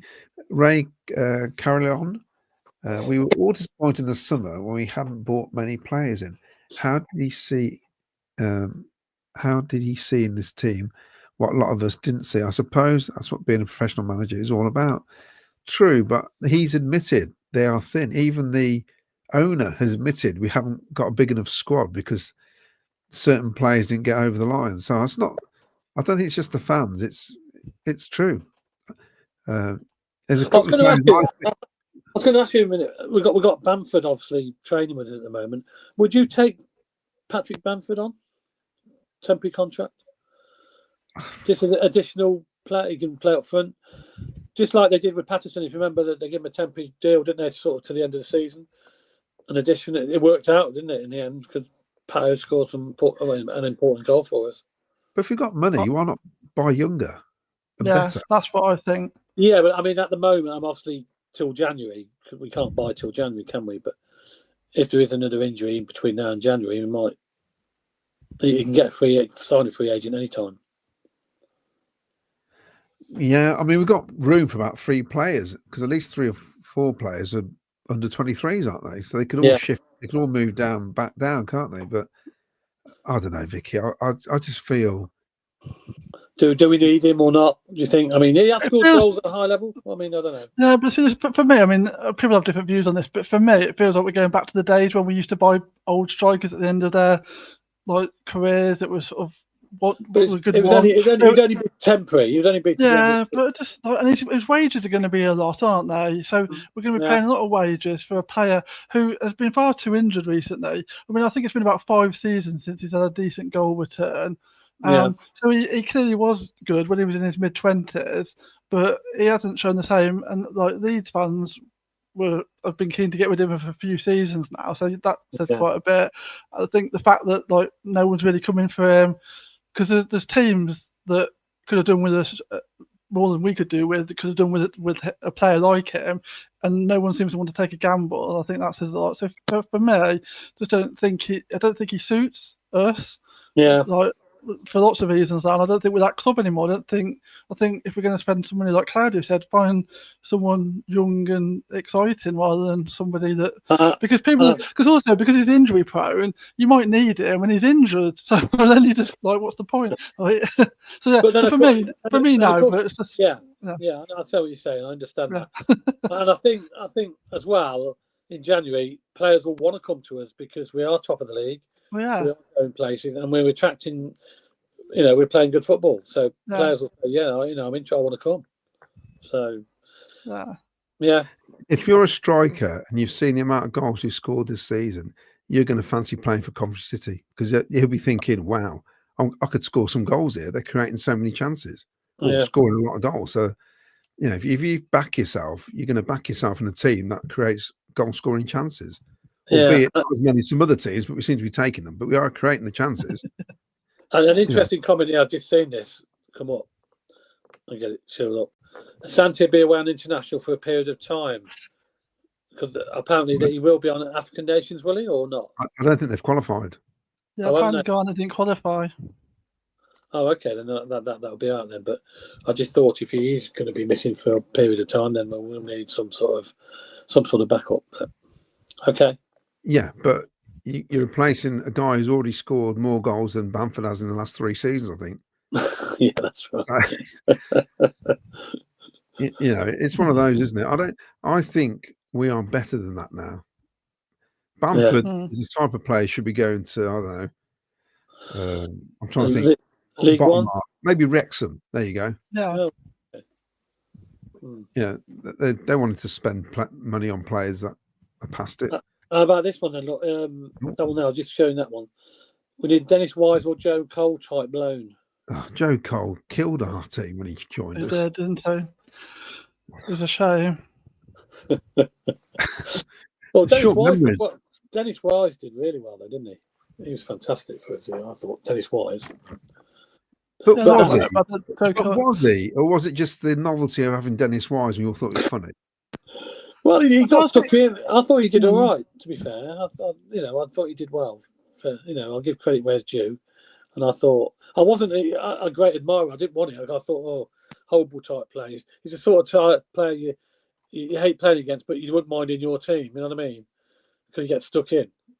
And he's not scared getting stuck in, and he did that for us. I thought at the time he did a job when we needed it. I think that was it. They brought him in for a purpose, didn't they?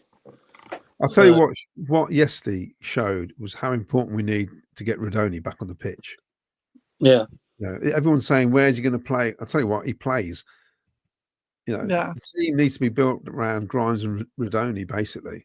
They're the 2 players. And Rodoni is way too good to be sat on the bench for anybody in our squad at the minute, apart from Matt Grimes. Yeah. There was a couple of times that for second half, when the balls went into the box, and I sort of leant into Luke and says, that's where Rodoni scores a header. That's where he gets in and gets the ball, gets his head on that ball. That's the difference. Instead you had Jamie Allen running in. Well, he's not going to get his head on the ball, is he? Like Rodoni would. No. That's what we missed, I thought, in the second half. Yeah. CCFC, Milan's partner, looks to have moved to the UK, so it'll be more settled. Looking back at his nearly wonder goal of the season, I'm thinking now he should have passed back to Ellis or BTA. Yeah, they're 2 players running in, didn't they? But he was going so fast, I think he could stop with it. It can't have been Ellis because that was in the first half, wasn't it? So it must have been right. Yeah, it was right. Yeah, it wasn't Ellis. It was right. Yeah. 34 goals in 12 games, averaging 2.8 goals per game, effectively 4 points clear with our goal difference. And I still think there's more to come with this team. Or am I just being greedy? No, I think you're right, Fran. They're, I think, like I said, Saturday was 75%, and we still did it. Whereas Watford, they're saying it's the best game they've played all season. Uncle Jonga, hopefully Wrexham are knackered. Have to choose his cup game before they play the Sky Blues on Friday. M. King, how good will it be when Rodoni joins the party again? Yes, very good. James Hollyoake reckons Rodoni will be back for Friday. That'd be amazing if he is. I don't know if Friday. I think it's going to be a bit longer than that. Bobby Thomas was off it today.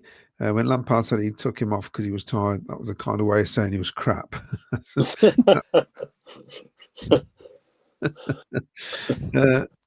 Stephen Sutton's Hadji, credit to Watford's physicality. Alternative would be Ellis. Yeah, I think he don't like it. He don't like it up him, as they say. And I don't think he fancies it when there's a bit of a tussle. Yeah. And they're talking about me now, because I think I'll be on the bus with Dave. We will tie him to his seat on the bus. Yeah, lock him on the coach somewhere. It's, oh, dear. It's going to be a crap view as well, isn't it? You know, they're all in the corner, aren't we? I think it's in the corner there. From what I've never been there. It's a long time ago since we last played. And when did we last play on, Claudia? Oh, we've played what? Away. The last time we played in the league was 1964, I think. At their place.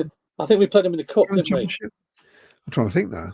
I think we had a cup game. I'm sure it was a night match. We've only played them less than 10 times. We haven't played them many times at all. So in 64, we beat them. And we got promoted that year. Just saying. Yeah. That was at their place. Somebody might tell me otherwise. I can't think of many league matches against them. Alison Berry, 13th game, Halloween, Frank manager, trophy, a new Claudio. We're going to beat all the curses that night. Got to be 3 at the back again, says Paul Stratton, to combat incoming cross after cross. I think you're right. Gibbo says, any chance he can have my tickets? Look for 2 magpies before you board the coach, Claudio, like Johnny's still in, like John Sillett did in 1987. Mark Rainbow, a player in the Championship, receives a 1-match suspension after accumulating 5 yellow cards, not reset until match 19. The suspension is for the next match, which the player is eligible to play. So he'll miss Friday then, which I think is better. Yeah. I thought that was the case, yeah. JH says, can we get one of Trump's ICE agents to deport Claudio before Friday? I'm really looking forward to it. Uncle Jonga, surprised Claudio wasn't rubbing shoulders with Christian Horner and Jerry Halliwell yesterday over the other side. Well, yeah. In fact, there they are. They were there, yes, on opposing sides, of course. Everyone says, oh, will he invest in the club? It's the only time he turns up when we play Watford. No, it was nice of him to support us, wasn't it? Nice. The Japanese fella from the other F1 team has been over more times. I don't suppose they paid for the tickets. I presume they got freebies. Well, in the boardroom, weren't they? So, yeah. So, I missed out on that one, didn't I? You missed out on that one, Claudia, yeah.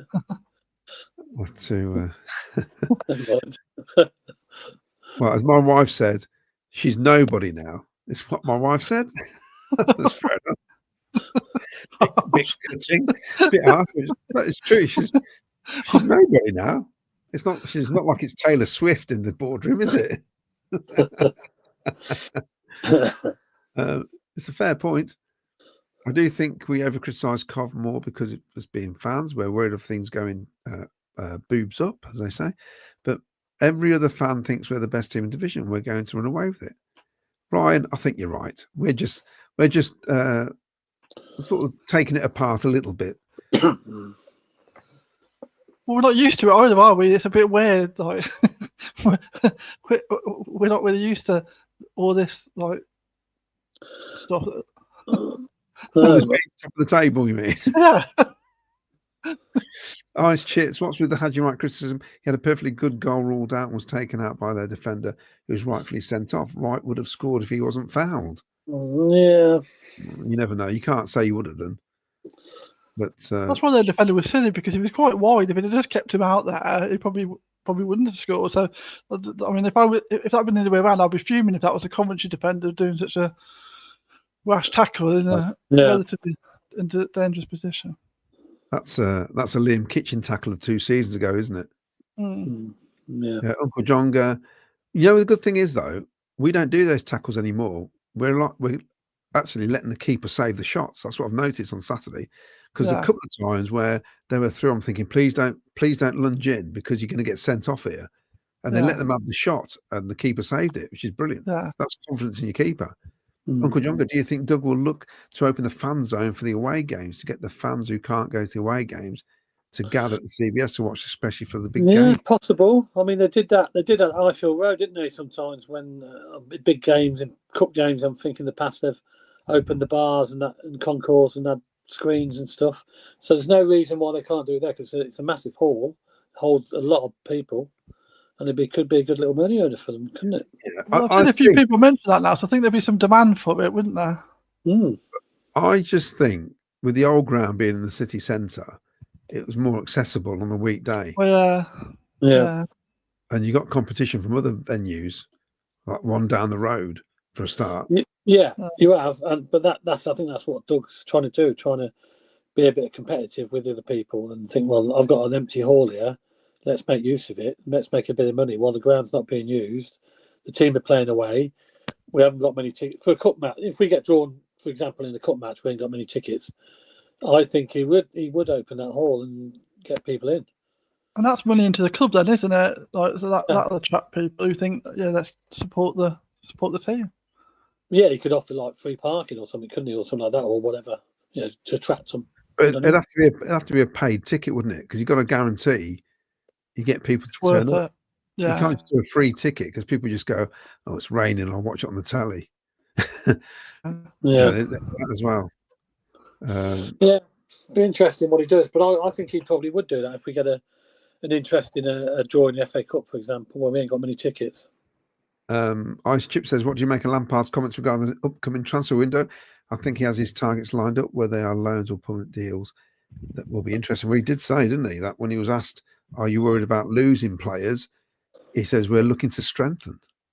Yeah. So that sounds like a war chest. I like that. A war chest. Yeah. Chest of cash. Wow.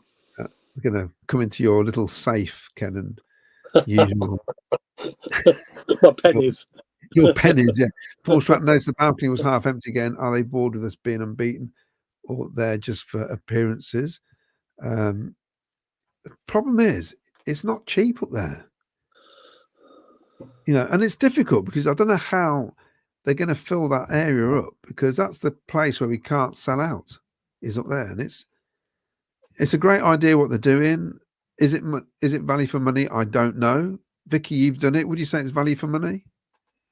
Be honest. I think it depends. I've done different ones. See, they're frozen on purpose. Proper meal. Sorry, start again, Vicky. You're frozen. You got frozen just at that time. That's because I didn't want to answer. Yeah, I think it depends. Like, I've done different ones, and for me, the ones that are the best value for money is when you get a proper sit-down meal, and then a decent seat, and enjoy. Like, I did one where you got breakfast, and I just thought that was quite expensive for what you actually got, and also it was a bit early for drinking a lot, so you sort of not really getting a lot for your money in that scenario. So I'd be reluctant to do it again for an early kickoff. I think like a 3 o'clock kickoff when you get like a nice meal and like see some players. Like and also the ones that are good value for money is when it's like Legends Day and things like that. That's my favourite one, really, Legends Day, and I think that's like well worth the money. But I think and the meal bar one's quite nice. Just so that's probably the cheapest one, and you don't get a lot for that. Yeah, somebody at the clubs keeps cutting. They keep cutting you off, Vicky. You're about to say something. No, stop her speaking. It's I don't know how they're going to do it. I don't think. I don't know. It's difficult.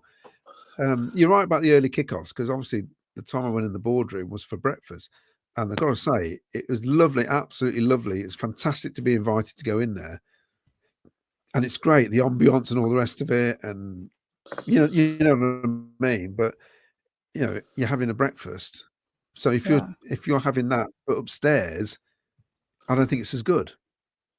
Cause it's like I don't know. Yeah, it's a funny one. I think it's quite a lot for what you get upstairs in the balcony bar. And you're not going to drink as much as you can because unless you're getting a taxi. Is it £3.60 still up there? It is, isn't it? Yeah. So can you drink as much as you want, Vicky? Can you remember? Is it free drinks? Is it, or will you pay for the drinks? She's not answering that one again. This is really funny. So there's definitely something going on here. Yeah, they're not letting you talk about the balcony bar. Is it free drinks, Vic, up there, or is it you have to pay? No, well, I don't know what it is. I haven't done it this season. Last season, you got like maybe a drink on arrival, and then it was like a bar you had to pay yourself. So it's not unlimited. I mean, some of the packages might be. I don't know, but the one I did last season was like you got a welcome drink, and then you had to pay for your own. Yeah. But there's quite a range of packages now, isn't there? So I don't know, and I haven't done it this season, so I don't know. There's too many packages. Yeah. I can't work it out. I was going to upgrade for one game, but then I thought, well, surely you discount the price of my season ticket because my season ticket they don't. But they don't. They just give you a £10 discount. I'm not being a tight ass, whatever. But I'm trying to think. They should give you the discount for the value of your ticket, shouldn't they? Exactly. So anyway, so Rob, that's that covered. So Rob 87 and Cov, unfortunate for us, forward play in this league is often poor. Lots of teams underperforming against their XG every week. We seem to be tipping the scale on that, aren't we? We sort of the way around. Yes, Vicky, Grimes was taken out of the game. That was a tactic they used, and we have to watch that. That's what we said in the past days. They end up letting our defenders have the ball too much. Alison Berry says, I did forget it was a 3-game week, but I was so confused why we were passing the ball around when you know how teams came back from 3-0 down. Wembley, example, exactly. Swansea when they played us. Yeah. That time. Yeah, it can happen. Uncle Jonga, we had big gaps in midfield in the second half. Grimes was filling in at the back in defence. There were big gaps between the other midfielders. Big Al says, Lamps after the match said that he would accept 3-0 at half time. Clearly they played like that. Game management, it was over. But I'm not sure they managed it very well in the second half. No, they didn't. I think game management is they don't get a shot on target the whole second half or a penalty. But they looked the more dangerous in the second half, didn't they? It looked like game management in the second half to get some stats on possession back on our side. Could be wrong. Mind the gap, Leicester City playing football the Lampard way. Did anybody else think Watford player who dislocated his shoulder in the second half did it when he dived? That's Mark. Yeah, I said up to Kev. He did. He did roll around a little bit, didn't he? Served him right. There was a couple of times he went down. But he tried to buy the foul. I said a couple of times their players went down and our players looked baffled at why they've gone down. It was because was it how much minutes added on? 5 or 6? Yeah.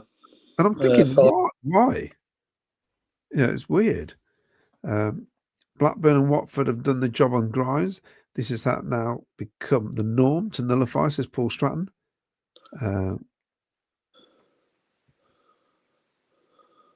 Ice Chip says it was obvious they tried to manage the second half, but they dominated the midfield all day. Second half wasn't great, but I heard the players were subdued after the game, even though we won the game. I heard that as well, actually. They weren't happy. Well, that's good. If they weren't happy with their performance after winning 3-0, then that's got to be good, isn't it? Because they know they've got room to improve. Sean McLaughlin, definitely game management second half. In my opinion, personally, wrong decision. We need to be clinical and finish games on the front foot. The Polsky says, we lost our heads and there was no leaders. It's a concern for the big games ahead of us. Mick Kelly, other teams may look at the second half and think we are beatable if they play against us that same way. It's very hard, though, when you are 3-0 up, really, because it's hard. The game should be over. It should be over, shouldn't it? Well, it should. It should. But as we know, goals change games. And once they got that penalty, they only needed another goal to go in, and then it could have been interesting, couldn't it? Lee Lishman, we looked much more experimental in the second half. After subs, we got the 3 goals, felt like we got the win, and we went into the cruise control. Not how you get promoted. The second half, go and win it again, lads.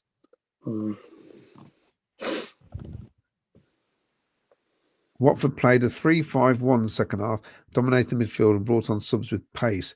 Watford were a decent side. This is the thing, you see. That's another thing I spotted was the fact they overcrowded midfield. We only got 3 in there. Yeah, and that's what we needed. We needed some extra bodies in midfield, didn't we, really? Yeah. Because it's outnumbered us in there, and that was the problem. James Hollyoak, just think that this time next year we'll be discussing beating a Premiership team and being on Match of the Day again. 3 shots on target, 3 goals. That's absolutely brilliant. We should learn from it, Ken. We will beat Wrexham, in my opinion. Yeah, I hope so, mate. I hope you're right. It'd be fantastic if we do it. Why can't it be April? Right, Matthew J. It's like when we beat Fulham 3-1 away in the year Fulham won the league. The game yesterday was a little like that, but for Watford instead of us, yet we still won.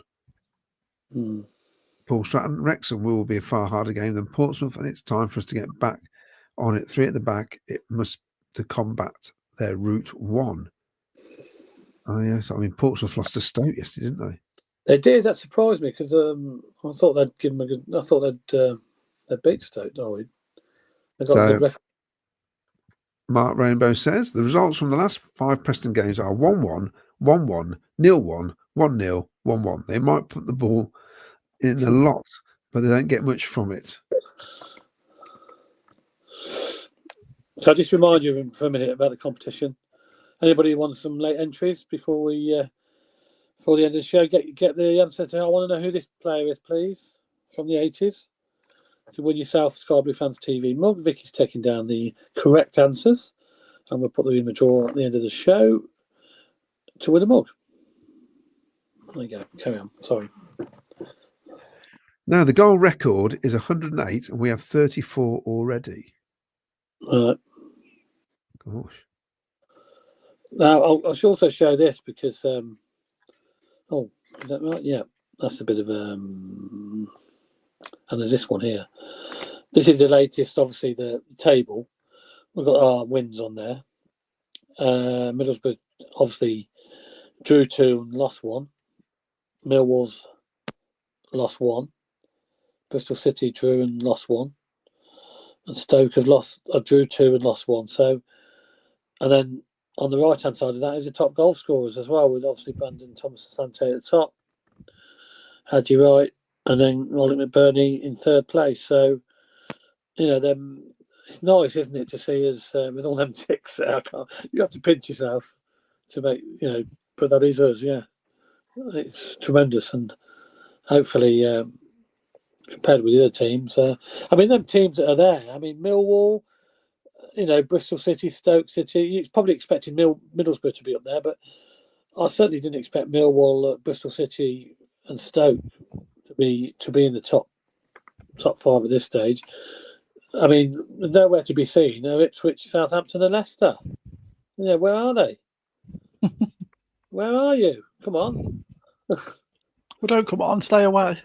nowhere to be seen. So unbelievable, really. But there you go. So yeah, I just thought I'd point that out. But yeah, as you know, with our things, let's look at our while we're talking about it. We all went for Ipswich. They're nowhere to be seen in that top 6. Okay, a few of us went for Southampton. They're struggling as well. They're sort of bottom half, aren't they? Claudia had gone for Sheffield United. They need to up their game a little bit if they're going to get second place. Jack went for Leicester. Disaster, that is. I said we'd finish 3rd, but I'm changing that. I'm afraid. I think we'll win it if we carry on the way we are. We no shadow of doubt about that. We will win it if we carry on like we are. That's for sure. Because I can't see. There's a long way to go, obviously, and there's only 10, 11 games gone. So I look at it again at Christmas. Everybody looks at Christmas, don't they, and think, well, see how far we get at Christmas time, see where we are. We played a lot of the teams then by then, so we know we can make a judgment. But certainly the big hitters, the Ipswich, Southampton, Leicester, they're all struggling at the moment, and long may that continue. And Leicester obviously have still got their, I think they've got their points deduction, haven't they? Is that ever going to come, Claudio? That points deduction? Who knows? Because Paul and Sheffield Wednesday got theirs straight away, haven't they? Yeah, Sheffield. Yeah, because as soon as you go into administration, you get the deduction straight away. I think it's interesting because normally at the start of the season, everyone goes, "Let's see where we are after 10 games," and normally we're doing crap, and we go, "Well, let's see how we're doing another 10 games." I find it funny that people have said, "Let's see where we are after 10 games." Oh, we're top of the table, we're flying, and people are still moaning. No, let's see where we are another 10 games. I always say Christmas time is a good judge. A good judge is April with 3 games to go. I think, because we know anything can happen, even at Christmas. I can remember the season when we were in League One under Mowbray, we're flying. Barnsley were 3rd bottom that season. We somehow, I said to Luke at the time, there's no way we're not going to make the playoffs this season. We completely bombed that second half of the season, dropped out of the playoffs, and Barnsley, who were 3rd bottom, went on a ridiculous run where they won virtually every game, and then getting promoted through the playoffs. So mental. Mowbray had no plan B, did he? So once the teams had worked it out in the first half of the season, we just bombed the second half of the season. Yeah, that's when we had players like Maddison in the team, didn't we? Yeah, well, obviously a lot of youth, and once they were worked out, they hadn't got the experience either, really, had they? Like people like Armstrong, he was young then. Jacob Murphy, didn't we, at the time as well? Yeah. So like really good players, but obviously at the beginning of their career, so they just a bit inexperienced, and we didn't have a plan B. I'll tell you what, though, Southampton are still doing rubbish. Come January, maybe we can poach Cameron Archer off them, because I really like him. I prefer him over Bamford 1,000 times. Oh God, yeah, he's a good player. He is, Archer. Of course, that season, Ryan Kent went back to Liverpool, didn't he? That's right. Yeah. In the January. I read some more comments out. So it's brilliant. Yet again, I got another. Even whatever happens on Friday, we're still going to be top of the league or in the top 2 in the next. It's just fantastic. It's just brilliant. I'm convinced there'll be other teams going to drop more points than us. That's how I look at it. That's how I feel at the minute. I don't know what it is. We seem to have the sort of hex sign at the minute. And whether or not Jimmy Hill, one of the footballing gods, Jimmy Hill, is looking down on us going, it's our time. Because that's how it feels at the minute. It really does. Sometimes these things happen, don't they? And it is your time. And we've waited long enough, haven't we? So, I mean, it's been 25 years, is it? Well, so, Yeah, and when you look at the table, like I said at the start of the show, if it was any other team at the top, you'd be looking at that going, oh, they're going to go up. If it was Middlesbrough now, 4 points ahead, unbeaten, we'll be saying, no, looks like Middlesbrough going up this year. Yeah. So just accept it. Just look forward to your free ticket next season. Give OSBA. Oh, yes, I've still got that, remember. I haven't. Give OSBA. Notice that we're selling out on the club's seat map website, corporate and stadium, but notice that there's still a lot of empty seats. I don't think it's fans not using their seat ticket. Maybe more website issue. What it is in some areas, because my mates asked me if I've got a spare for Sheffield United, they just want to buy one ticket, but they can't buy it because in some areas you need to have a child with you. So you're not going to In sell the family zone, you do, yeah. It's difficult when it's like that.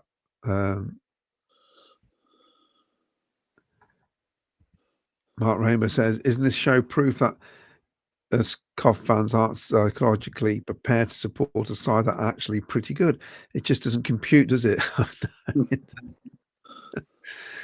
Yeah.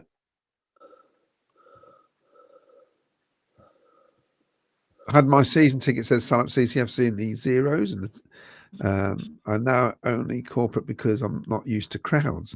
We really don't have many options compared to other clubs. I think it's a badly designed stadium. I've got to say that.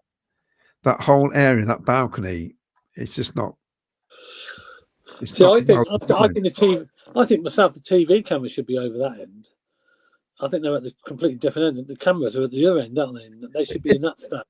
It's badly designed, Ken. The whole thing is because you got the hotel that side, and it's just. Yeah, you would have thought you'd have the hotel at the other end, but yeah, I see what you're saying, and I've always thought the cameras should be at the main end, where looking the opposite way, and up by where the balcony is. That should be where the press are, the press box, and the cameras and stuff, TV cameras. But obviously,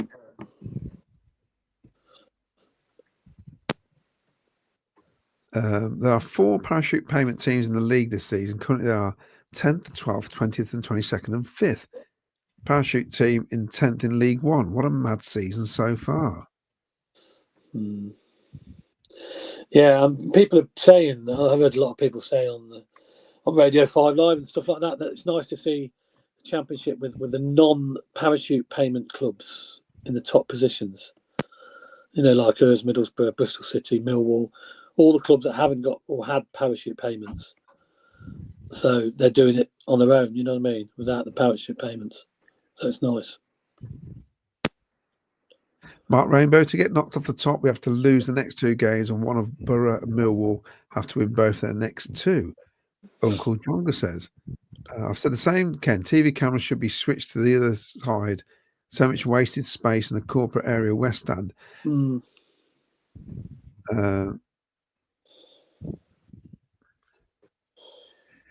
Gibbo SBA, now we own the stadium. DK can sort issues out regarding cameras, fan segregation, etc., etc. Yeah, you never know. You might do that. You might have plans for next year. Sean McLaughlin, we shouldn't fear any team this season. Mark Rainbow says, only 31 likes on YouTube. I'm sure we can do better than that. Come on, yes, like and subscribe, please. Do. Like and subscribe, please. Yes, if you watch on YouTube, you can do it. It doesn't cost you anything. I mean, you can pay for it if you want. You can go down the members route, but if you want to just like and subscribe, that would be very much appreciated. All right. Frank Wood says, I'm in the Legends Lounge and it is great value, not on the balcony, but really good seats. So is the Legends Lounge, is that lower? Yeah, Legends Lounge, they have it's a lower part, not the up by the balcony. Yeah. They've got the corporate seats down by where the... I've got to say as well, up on that balcony, it's flipping windy. It's quite cold up there. It is windy up there. Yeah, you've been exposed. Is that the bar downstairs as well, isn't there? What's that one I go? I've been in downstairs. I can't think what it's called now. And that's one of the cheapest ones. That's quite a nice thing. Yeah. You've got like a bar to sit in, and then you got like your seats in your little bit, and it's downstairs again. So that's quite Bar a nice Coventry. Is Bar Coventry?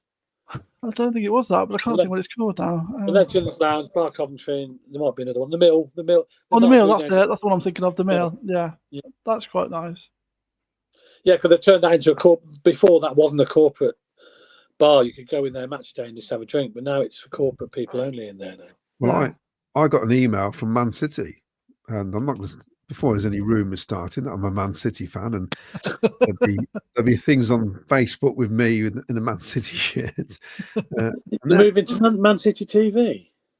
Yeah, some of their corporate stuff. I couldn't believe it. It's like $5,000 to $10,000. It's bonkers. It's off the scale, price wise, for like the Champions League games. Thinking you must have some cash to do that. Well, obviously I've got cash to do that. Well, the owners have anyway. Yeah, you can You can stand in the tunnel and watch the players go out. Whoopee doo, you know what I mean? for an extra 150 quid or something like that. Well, an extra few grand. Yeah, it's just Salop CCFC's put 10 grand for the Tunnel Club. It's absolutely nuts. The Tunnel Club. That's what it's called. You can see the players go out. £10,000. Yeah, it's just a different world, isn't it? Wow. It's. I've done corporate at Chelsea, but I had to go for like the cheapest one that they did because it was the only thing I could afford, and even then, it was a treat. I mean, it's just a different world, isn't it? Mental. Mark Rainbow's put. I could write a full essay on the corporate setup. The basic problem is there are too many seats upstairs for lounges inside. Exactly. Yeah, we know. There's a fair few boxes not being used. Mick is put. Windy, cold at football, whatever next. Yeah, it is ridiculously windy. It's the only way to describe it. Isn't it, Ken? It's like a wind tunnel up there. It's not very comfortable when it's really blowy. Yes. Salop CCFC says, 10 grand to watch Haaland pick his nose, waiting to go on the pitch. Ryan Matthew J. I up, a Man City fan, a Chelsea fan. What's going on here? Both wrong, blue guys.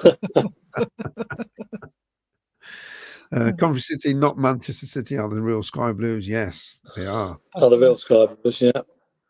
Well, I've caught up with the comments.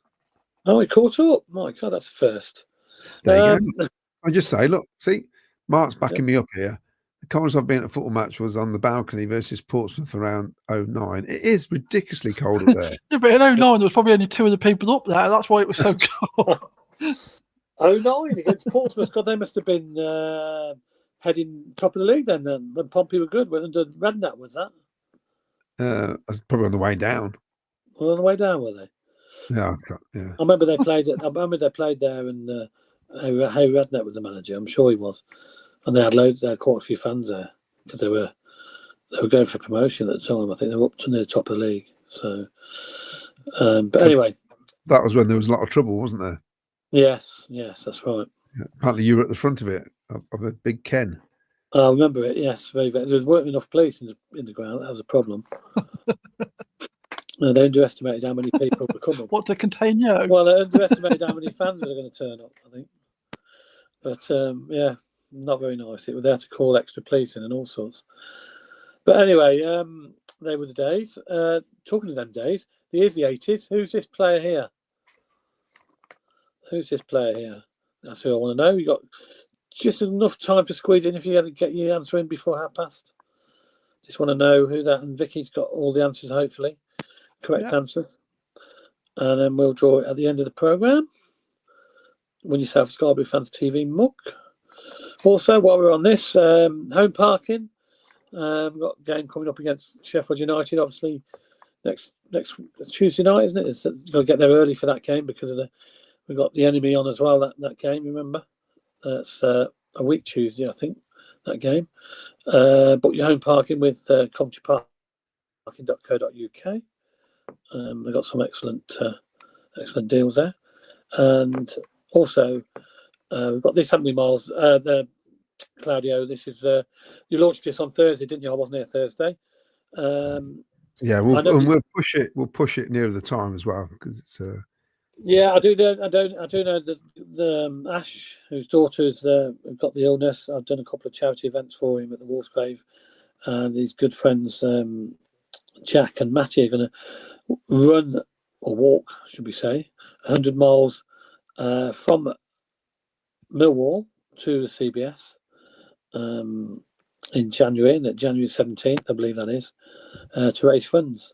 So that's all in good support, and we'll keep putting that up and supporting that charity because it is a bad deal, and it's the more money they can raise for that, the better.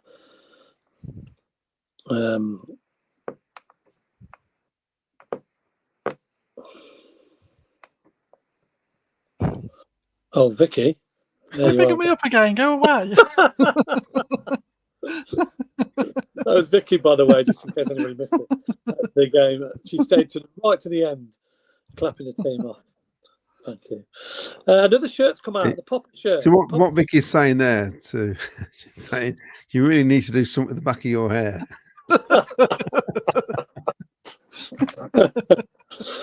You never know who's watching. Yeah.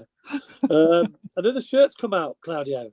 You'll be buying this one, the Poppy shirt. Yeah, I wish the Poppy was bigger. It has to be a big certain size. It's on the back. There's the Poppy's on the back. Yeah. Now I know Miles has got this because I've seen Will with a carrier bag going into the ground on Saturday. I go, "Oh, what you bought now?" He goes, "Oh, my dad's just sent me to the shop to get to." So he bought one as well. So Miles has got one. I mean, and Will's got one. So. He'd buy anything if he's got the badge on. Fair play to him.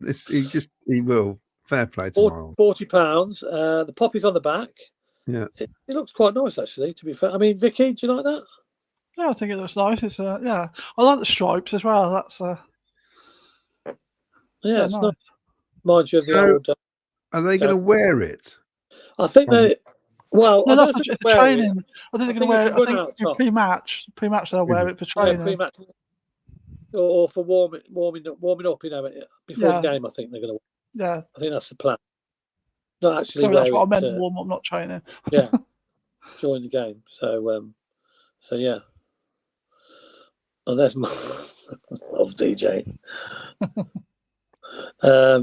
This was inside the family zone. That was things that were going on inside there, and I think that's about it. I'll just remind you, at the Old Shepherd, fancy dress Halloween karaoke night at the Old Shepherd, 7:30 till late. So if you want to go and see Miles and be down there, that's if you're not going to Wrexham, of course. With me and Claudio and Vicky, are you going to Wrexham? No, I couldn't go. You'll be watching it on telly, will you? Yeah, so I think they're going to have it on down at the Old Shepherd as well. So people who want to watch it, they can go down there and watch it as well. So if you want to disco and you want to watch the game as well, you can go down there as well for have the whole night party, and hopefully we get 3 points as well, which would be even better. Yeah. So everybody's caught up now. How many correct answers have we got for this? 15. 15. Yeah. And the answer is, Claudio? Cyril Regis. Graham Withy.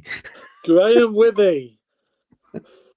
Graham Withy's the name. Football is the game.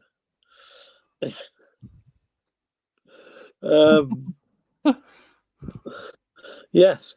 Somebody's put Gary Gillespie on there, didn't they? Gary Gillespie. But yeah, so you got 15. Yeah, so I put them on a wheel. We can try and spin it, even though my connection's playing up. So we'll see how that goes. Right. Okay. I'm on the spinny wheel. That's good. What's that? Okay. Right, can you see that? Yeah. Let me take this off. Yeah. So all the winning entries are on there. So good luck, everybody who's entered. There we go. You can win a spin that wheel. Yes.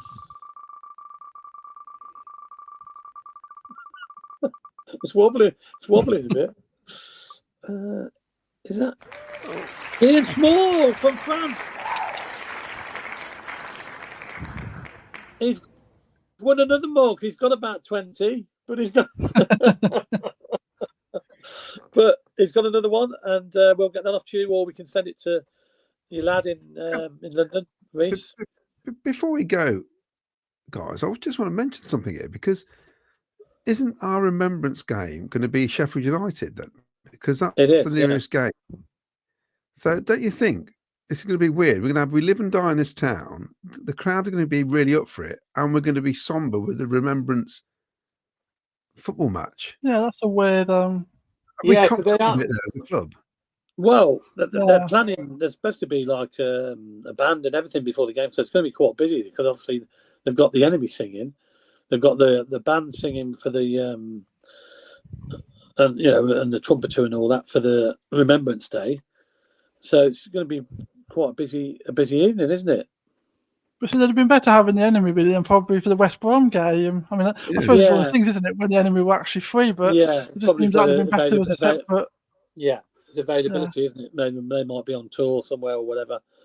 But yeah, it's all sort of crammed into one game, really. But yeah, that game is Sheffield United again. That's the official Remembrance Day game. So they're having a minute silence as well before the match. So beforehand, the club really need to issue times, don't they, and say the enemy are going to be on at 7:45 or something. Yeah. Yes. We can't have it. We can't do the remembrance and have it all silent, because that's the last thing you do before kickoff. Yeah. Surely we can't do that and then sing "We Live and Die." I mean, that's just a bit No, crass. no, I don't know how they're going to do it. It's going to be interesting. They'd have to do Live and Die first, wouldn't they? And then do the minute silence, wouldn't they? We'll have to ask Stuart. Yeah. How they're going to do it. Yeah. I'm not sure they thought that out very well, have they? Unfortunately. Be interesting if the club are going to come out and make a plan of events or timings of events, so we know what time the concert's starting, how long they're going to be on for, so fans can know what time to get there. Really, don't they? I mean, are they just going to be on there for 10 minutes, or they're going to be on there for half an hour? Don't know, but there's a question here: is there going to be an after-game show on Friday? Well, we'll both be in Wales, won't we? I'll be here if anyone's interested. Yeah, people would like to. Yeah, we'll put the word out then if you want to be on. We can set it up. Jack might be able to join. Jack's not going to Wrexham, is he? Jack he's sat next to me. Yeah. Oh, is he? He's going to. Oh, is he? Yeah. I think he's back now. So. Yeah. Okay, that's fair enough then. So he'd be going. So you'll be you'd be the only one then, unless one of us might happen to try and join you after the match somehow. If we can get a sort of reception. No, I think it's the worst thing ever. I think just leave it to people in the studio, because it's too. Yeah. Well, I tried to join you from Pompey, in the pub afterwards. I tried to come on for the Pompey game, but I couldn't get connected. It wouldn't let me get on. You think you couldn't get connected? I just won't allow you in. Well, I said to Miles, I can't get in. Here's Salop CCFC. Look, we've got a volunteer. Give us your details. Oh, well. Okay. Cool. Okay, then we'll send. Yeah, come on, by all means. Yeah, we'll get your details. We'll send you the link, and you and Vicky can have a chat in this studio. Because it's been popular. We're getting good numbers for it, and I think it's been really good. It has been really good, actually, and it's interesting because depending on how it's gone, we've been either excited or a bit downbeat. I mean, this season, apart from Hull City, it's been all good, hasn't it? So, so it's not been too bad, has it? Yeah, but the initial thoughts are quite interesting compared to after you've had a bit of a sit down and think about it. Yeah. But I don't know about you guys. I tend not to listen to anybody else until we do our own bit, because I'm always conscious that subconsciously you may pick something up. I like to think it's just come out of this grey matter I've got between my ears. So before we go, I just want to ask a couple of questions to the panel. Are we good enough to go up, Claudia? Currently, on current form, yes, because there's nobody better. We are top of the league. Okay, Vicky? Yes, yeah. I've always thought that we are good enough. It's just it comes down to things like form, injuries, and stuff. And like Claudia said, we're top of the league, and so we are good enough. Yeah. And how long do you think the run's going to continue? All season. All season? Well, that would be nice, wouldn't it? Being invincible, like Arsenal did that season. We haven't got a crystal ball, Ken. It's just one of those things, isn't it? It's just interesting to say. Like we all thought maybe 2, 3 games, 4 games. Now we're on to 11 games, aren't we? And we're still unbeaten. So, we've got Wrexham, Sheffield United, haven't we? And West Brom the next 3 games, are they? Again, they're all beatable teams, I think. I just think this time last season, most of us fancied Burnley and Leeds to go up, and they did. We also thought Sheffield United would, and they probably should have done had they not imploded against Sunderland on that playoff final. Yeah. So really, when you look at what's going on this season, there's absolutely no reason why we can't get promoted, whether it's first or second or via the playoffs. At the minute, we are the strongest team in the league by a country mile. Yeah. We've just got to sustain it. And I think it's going to have to be a complete drop-off of form for us not to get promoted now. And if it happens, it happens. But this first start of the season has been magnificent. Absolutely magnificent. I just got to mention, which I forgot to mention, coach travel as well, for big travel for your away games. If you get very quick, you might get a space on the coach for Wrexham. They might have a couple left. You never know, but they'll be selling out because there's not many tickets for Wrexham. So if you haven't booked your travel yet, ccfctravel.co.uk, they do all the coaches for all the away games. And another thing, I mean, look how well Sunderland are doing. Our friend Sunderland, look, second in the table in the Premier League. Wow. Unbelievable, isn't it? And just so if you do go up, it just shows you that they've got 17 points already. Bournemouth. Yeah. On crowds of 11,000. Come on. We're Coventry City. So, if we do go up, there's no reason why we're... Yeah. It's nothing about big club, small club. We are far bigger than Brentford. We're far bigger than Fulham. We're far bigger than Bournemouth. We're far bigger than Brighton. We're far bigger than Crystal Palace. Do I need to go on? No. We are, as far as I'm concerned, we are a bigger club. We're the 10th or 11th biggest city in Great Britain or UK. We've got we've hardly tapped into hardly any of the fan base we could tap into. We've got the whole of Warwickshire, because I still class Coventry as part of Warwickshire. I'm not into this West Midlands nonsense. Yeah. It's the biggest club in Warwickshire. It's the only professional football club in Warwickshire, as far as I'm concerned. We should be able to fill that stadium. We should have enough fans to get the revenue to get this club back in the Premier League. That's how I feel about it. And I've felt about that for years. And it sickens me that I used to see people wandering around with shirts from other clubs, even local Midland clubs. And now it's all changing. And it's absolutely fantastic. Should be really proud of what's happening at the minute of this club. And it's excellent. And it's not just the last season. It's been building up slowly from League Two, from when we got to a position where we couldn't get any lower than what we did.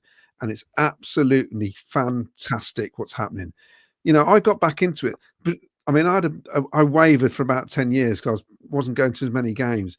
But when we got to that position in League One where we were going down, I thought, I've got to do something to help here. I mean, it was pathetic. What am I doing? I'm just sitting on the seat, watching a game of football. In my head, I thought I was helping us get back up to the big time, whatever, like you guys did.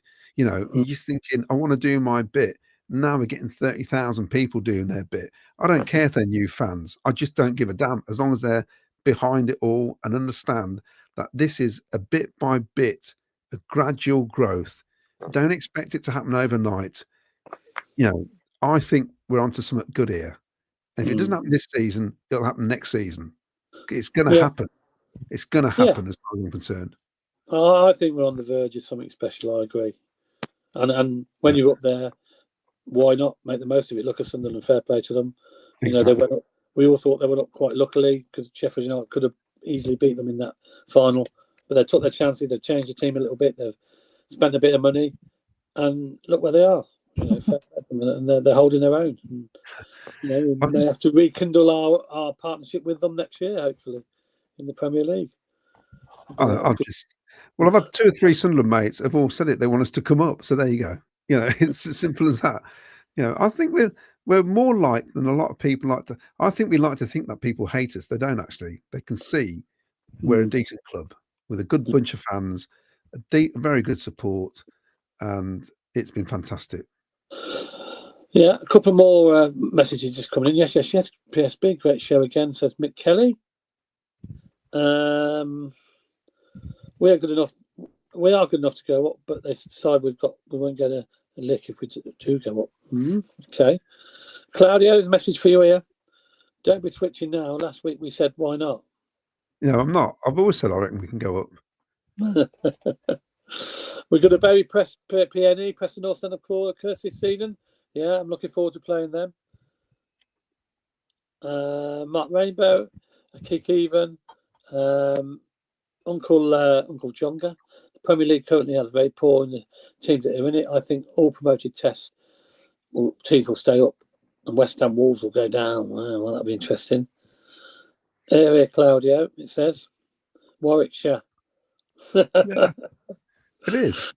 Yeah, it is. I always put Warwickshire on my address. I do. It's beautiful. Even Wayne Ghost said it's Coventry and Warwickshire, not West Midlands. There you go. I told you Claudia had a cob on, said Mick Kelly. And sell up. I saw Man United tops at CBS in the noughties. mate of mine, Cov is in his second team. Tried to get his lad to follow Cov.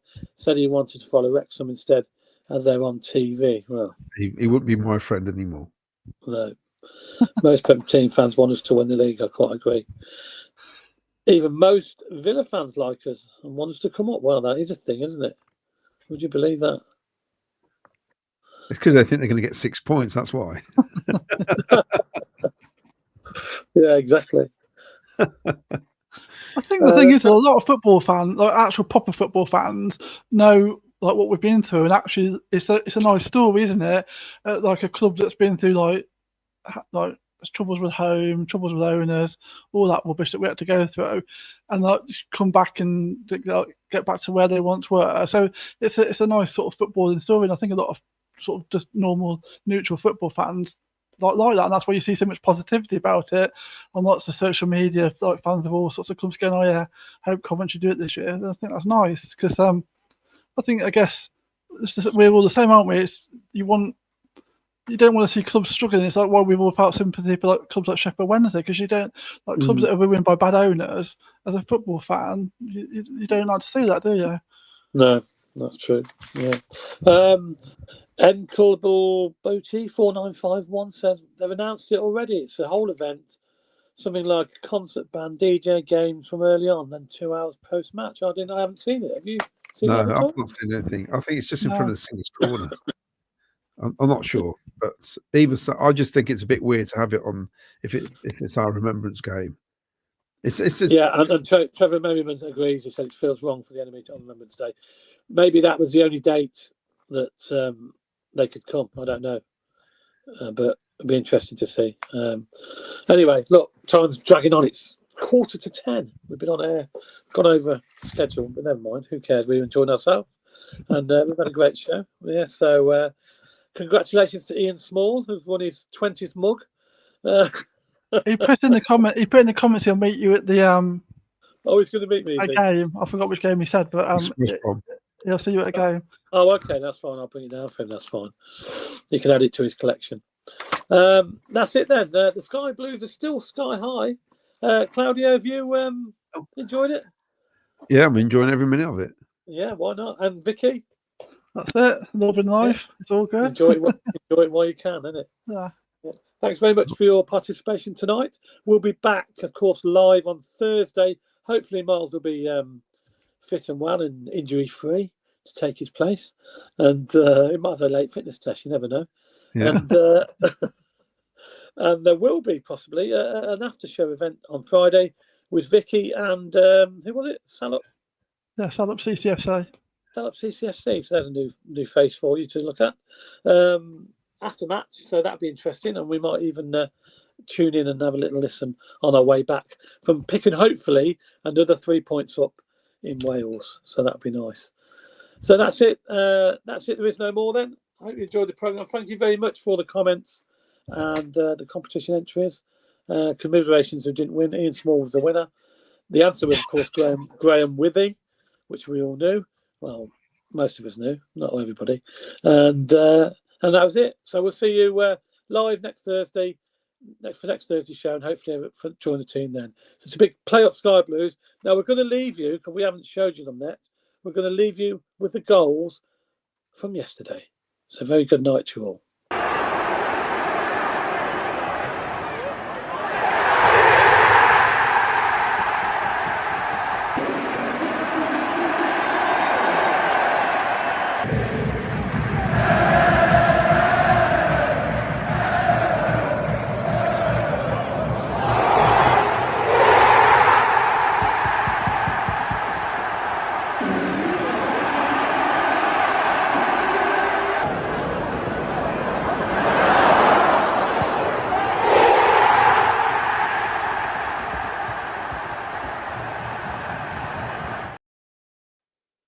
That's it then. Big play up Sky Blues, everybody. Play up Sky Blues. Good night. Let's get ready for when Frankie goes to Hollywood.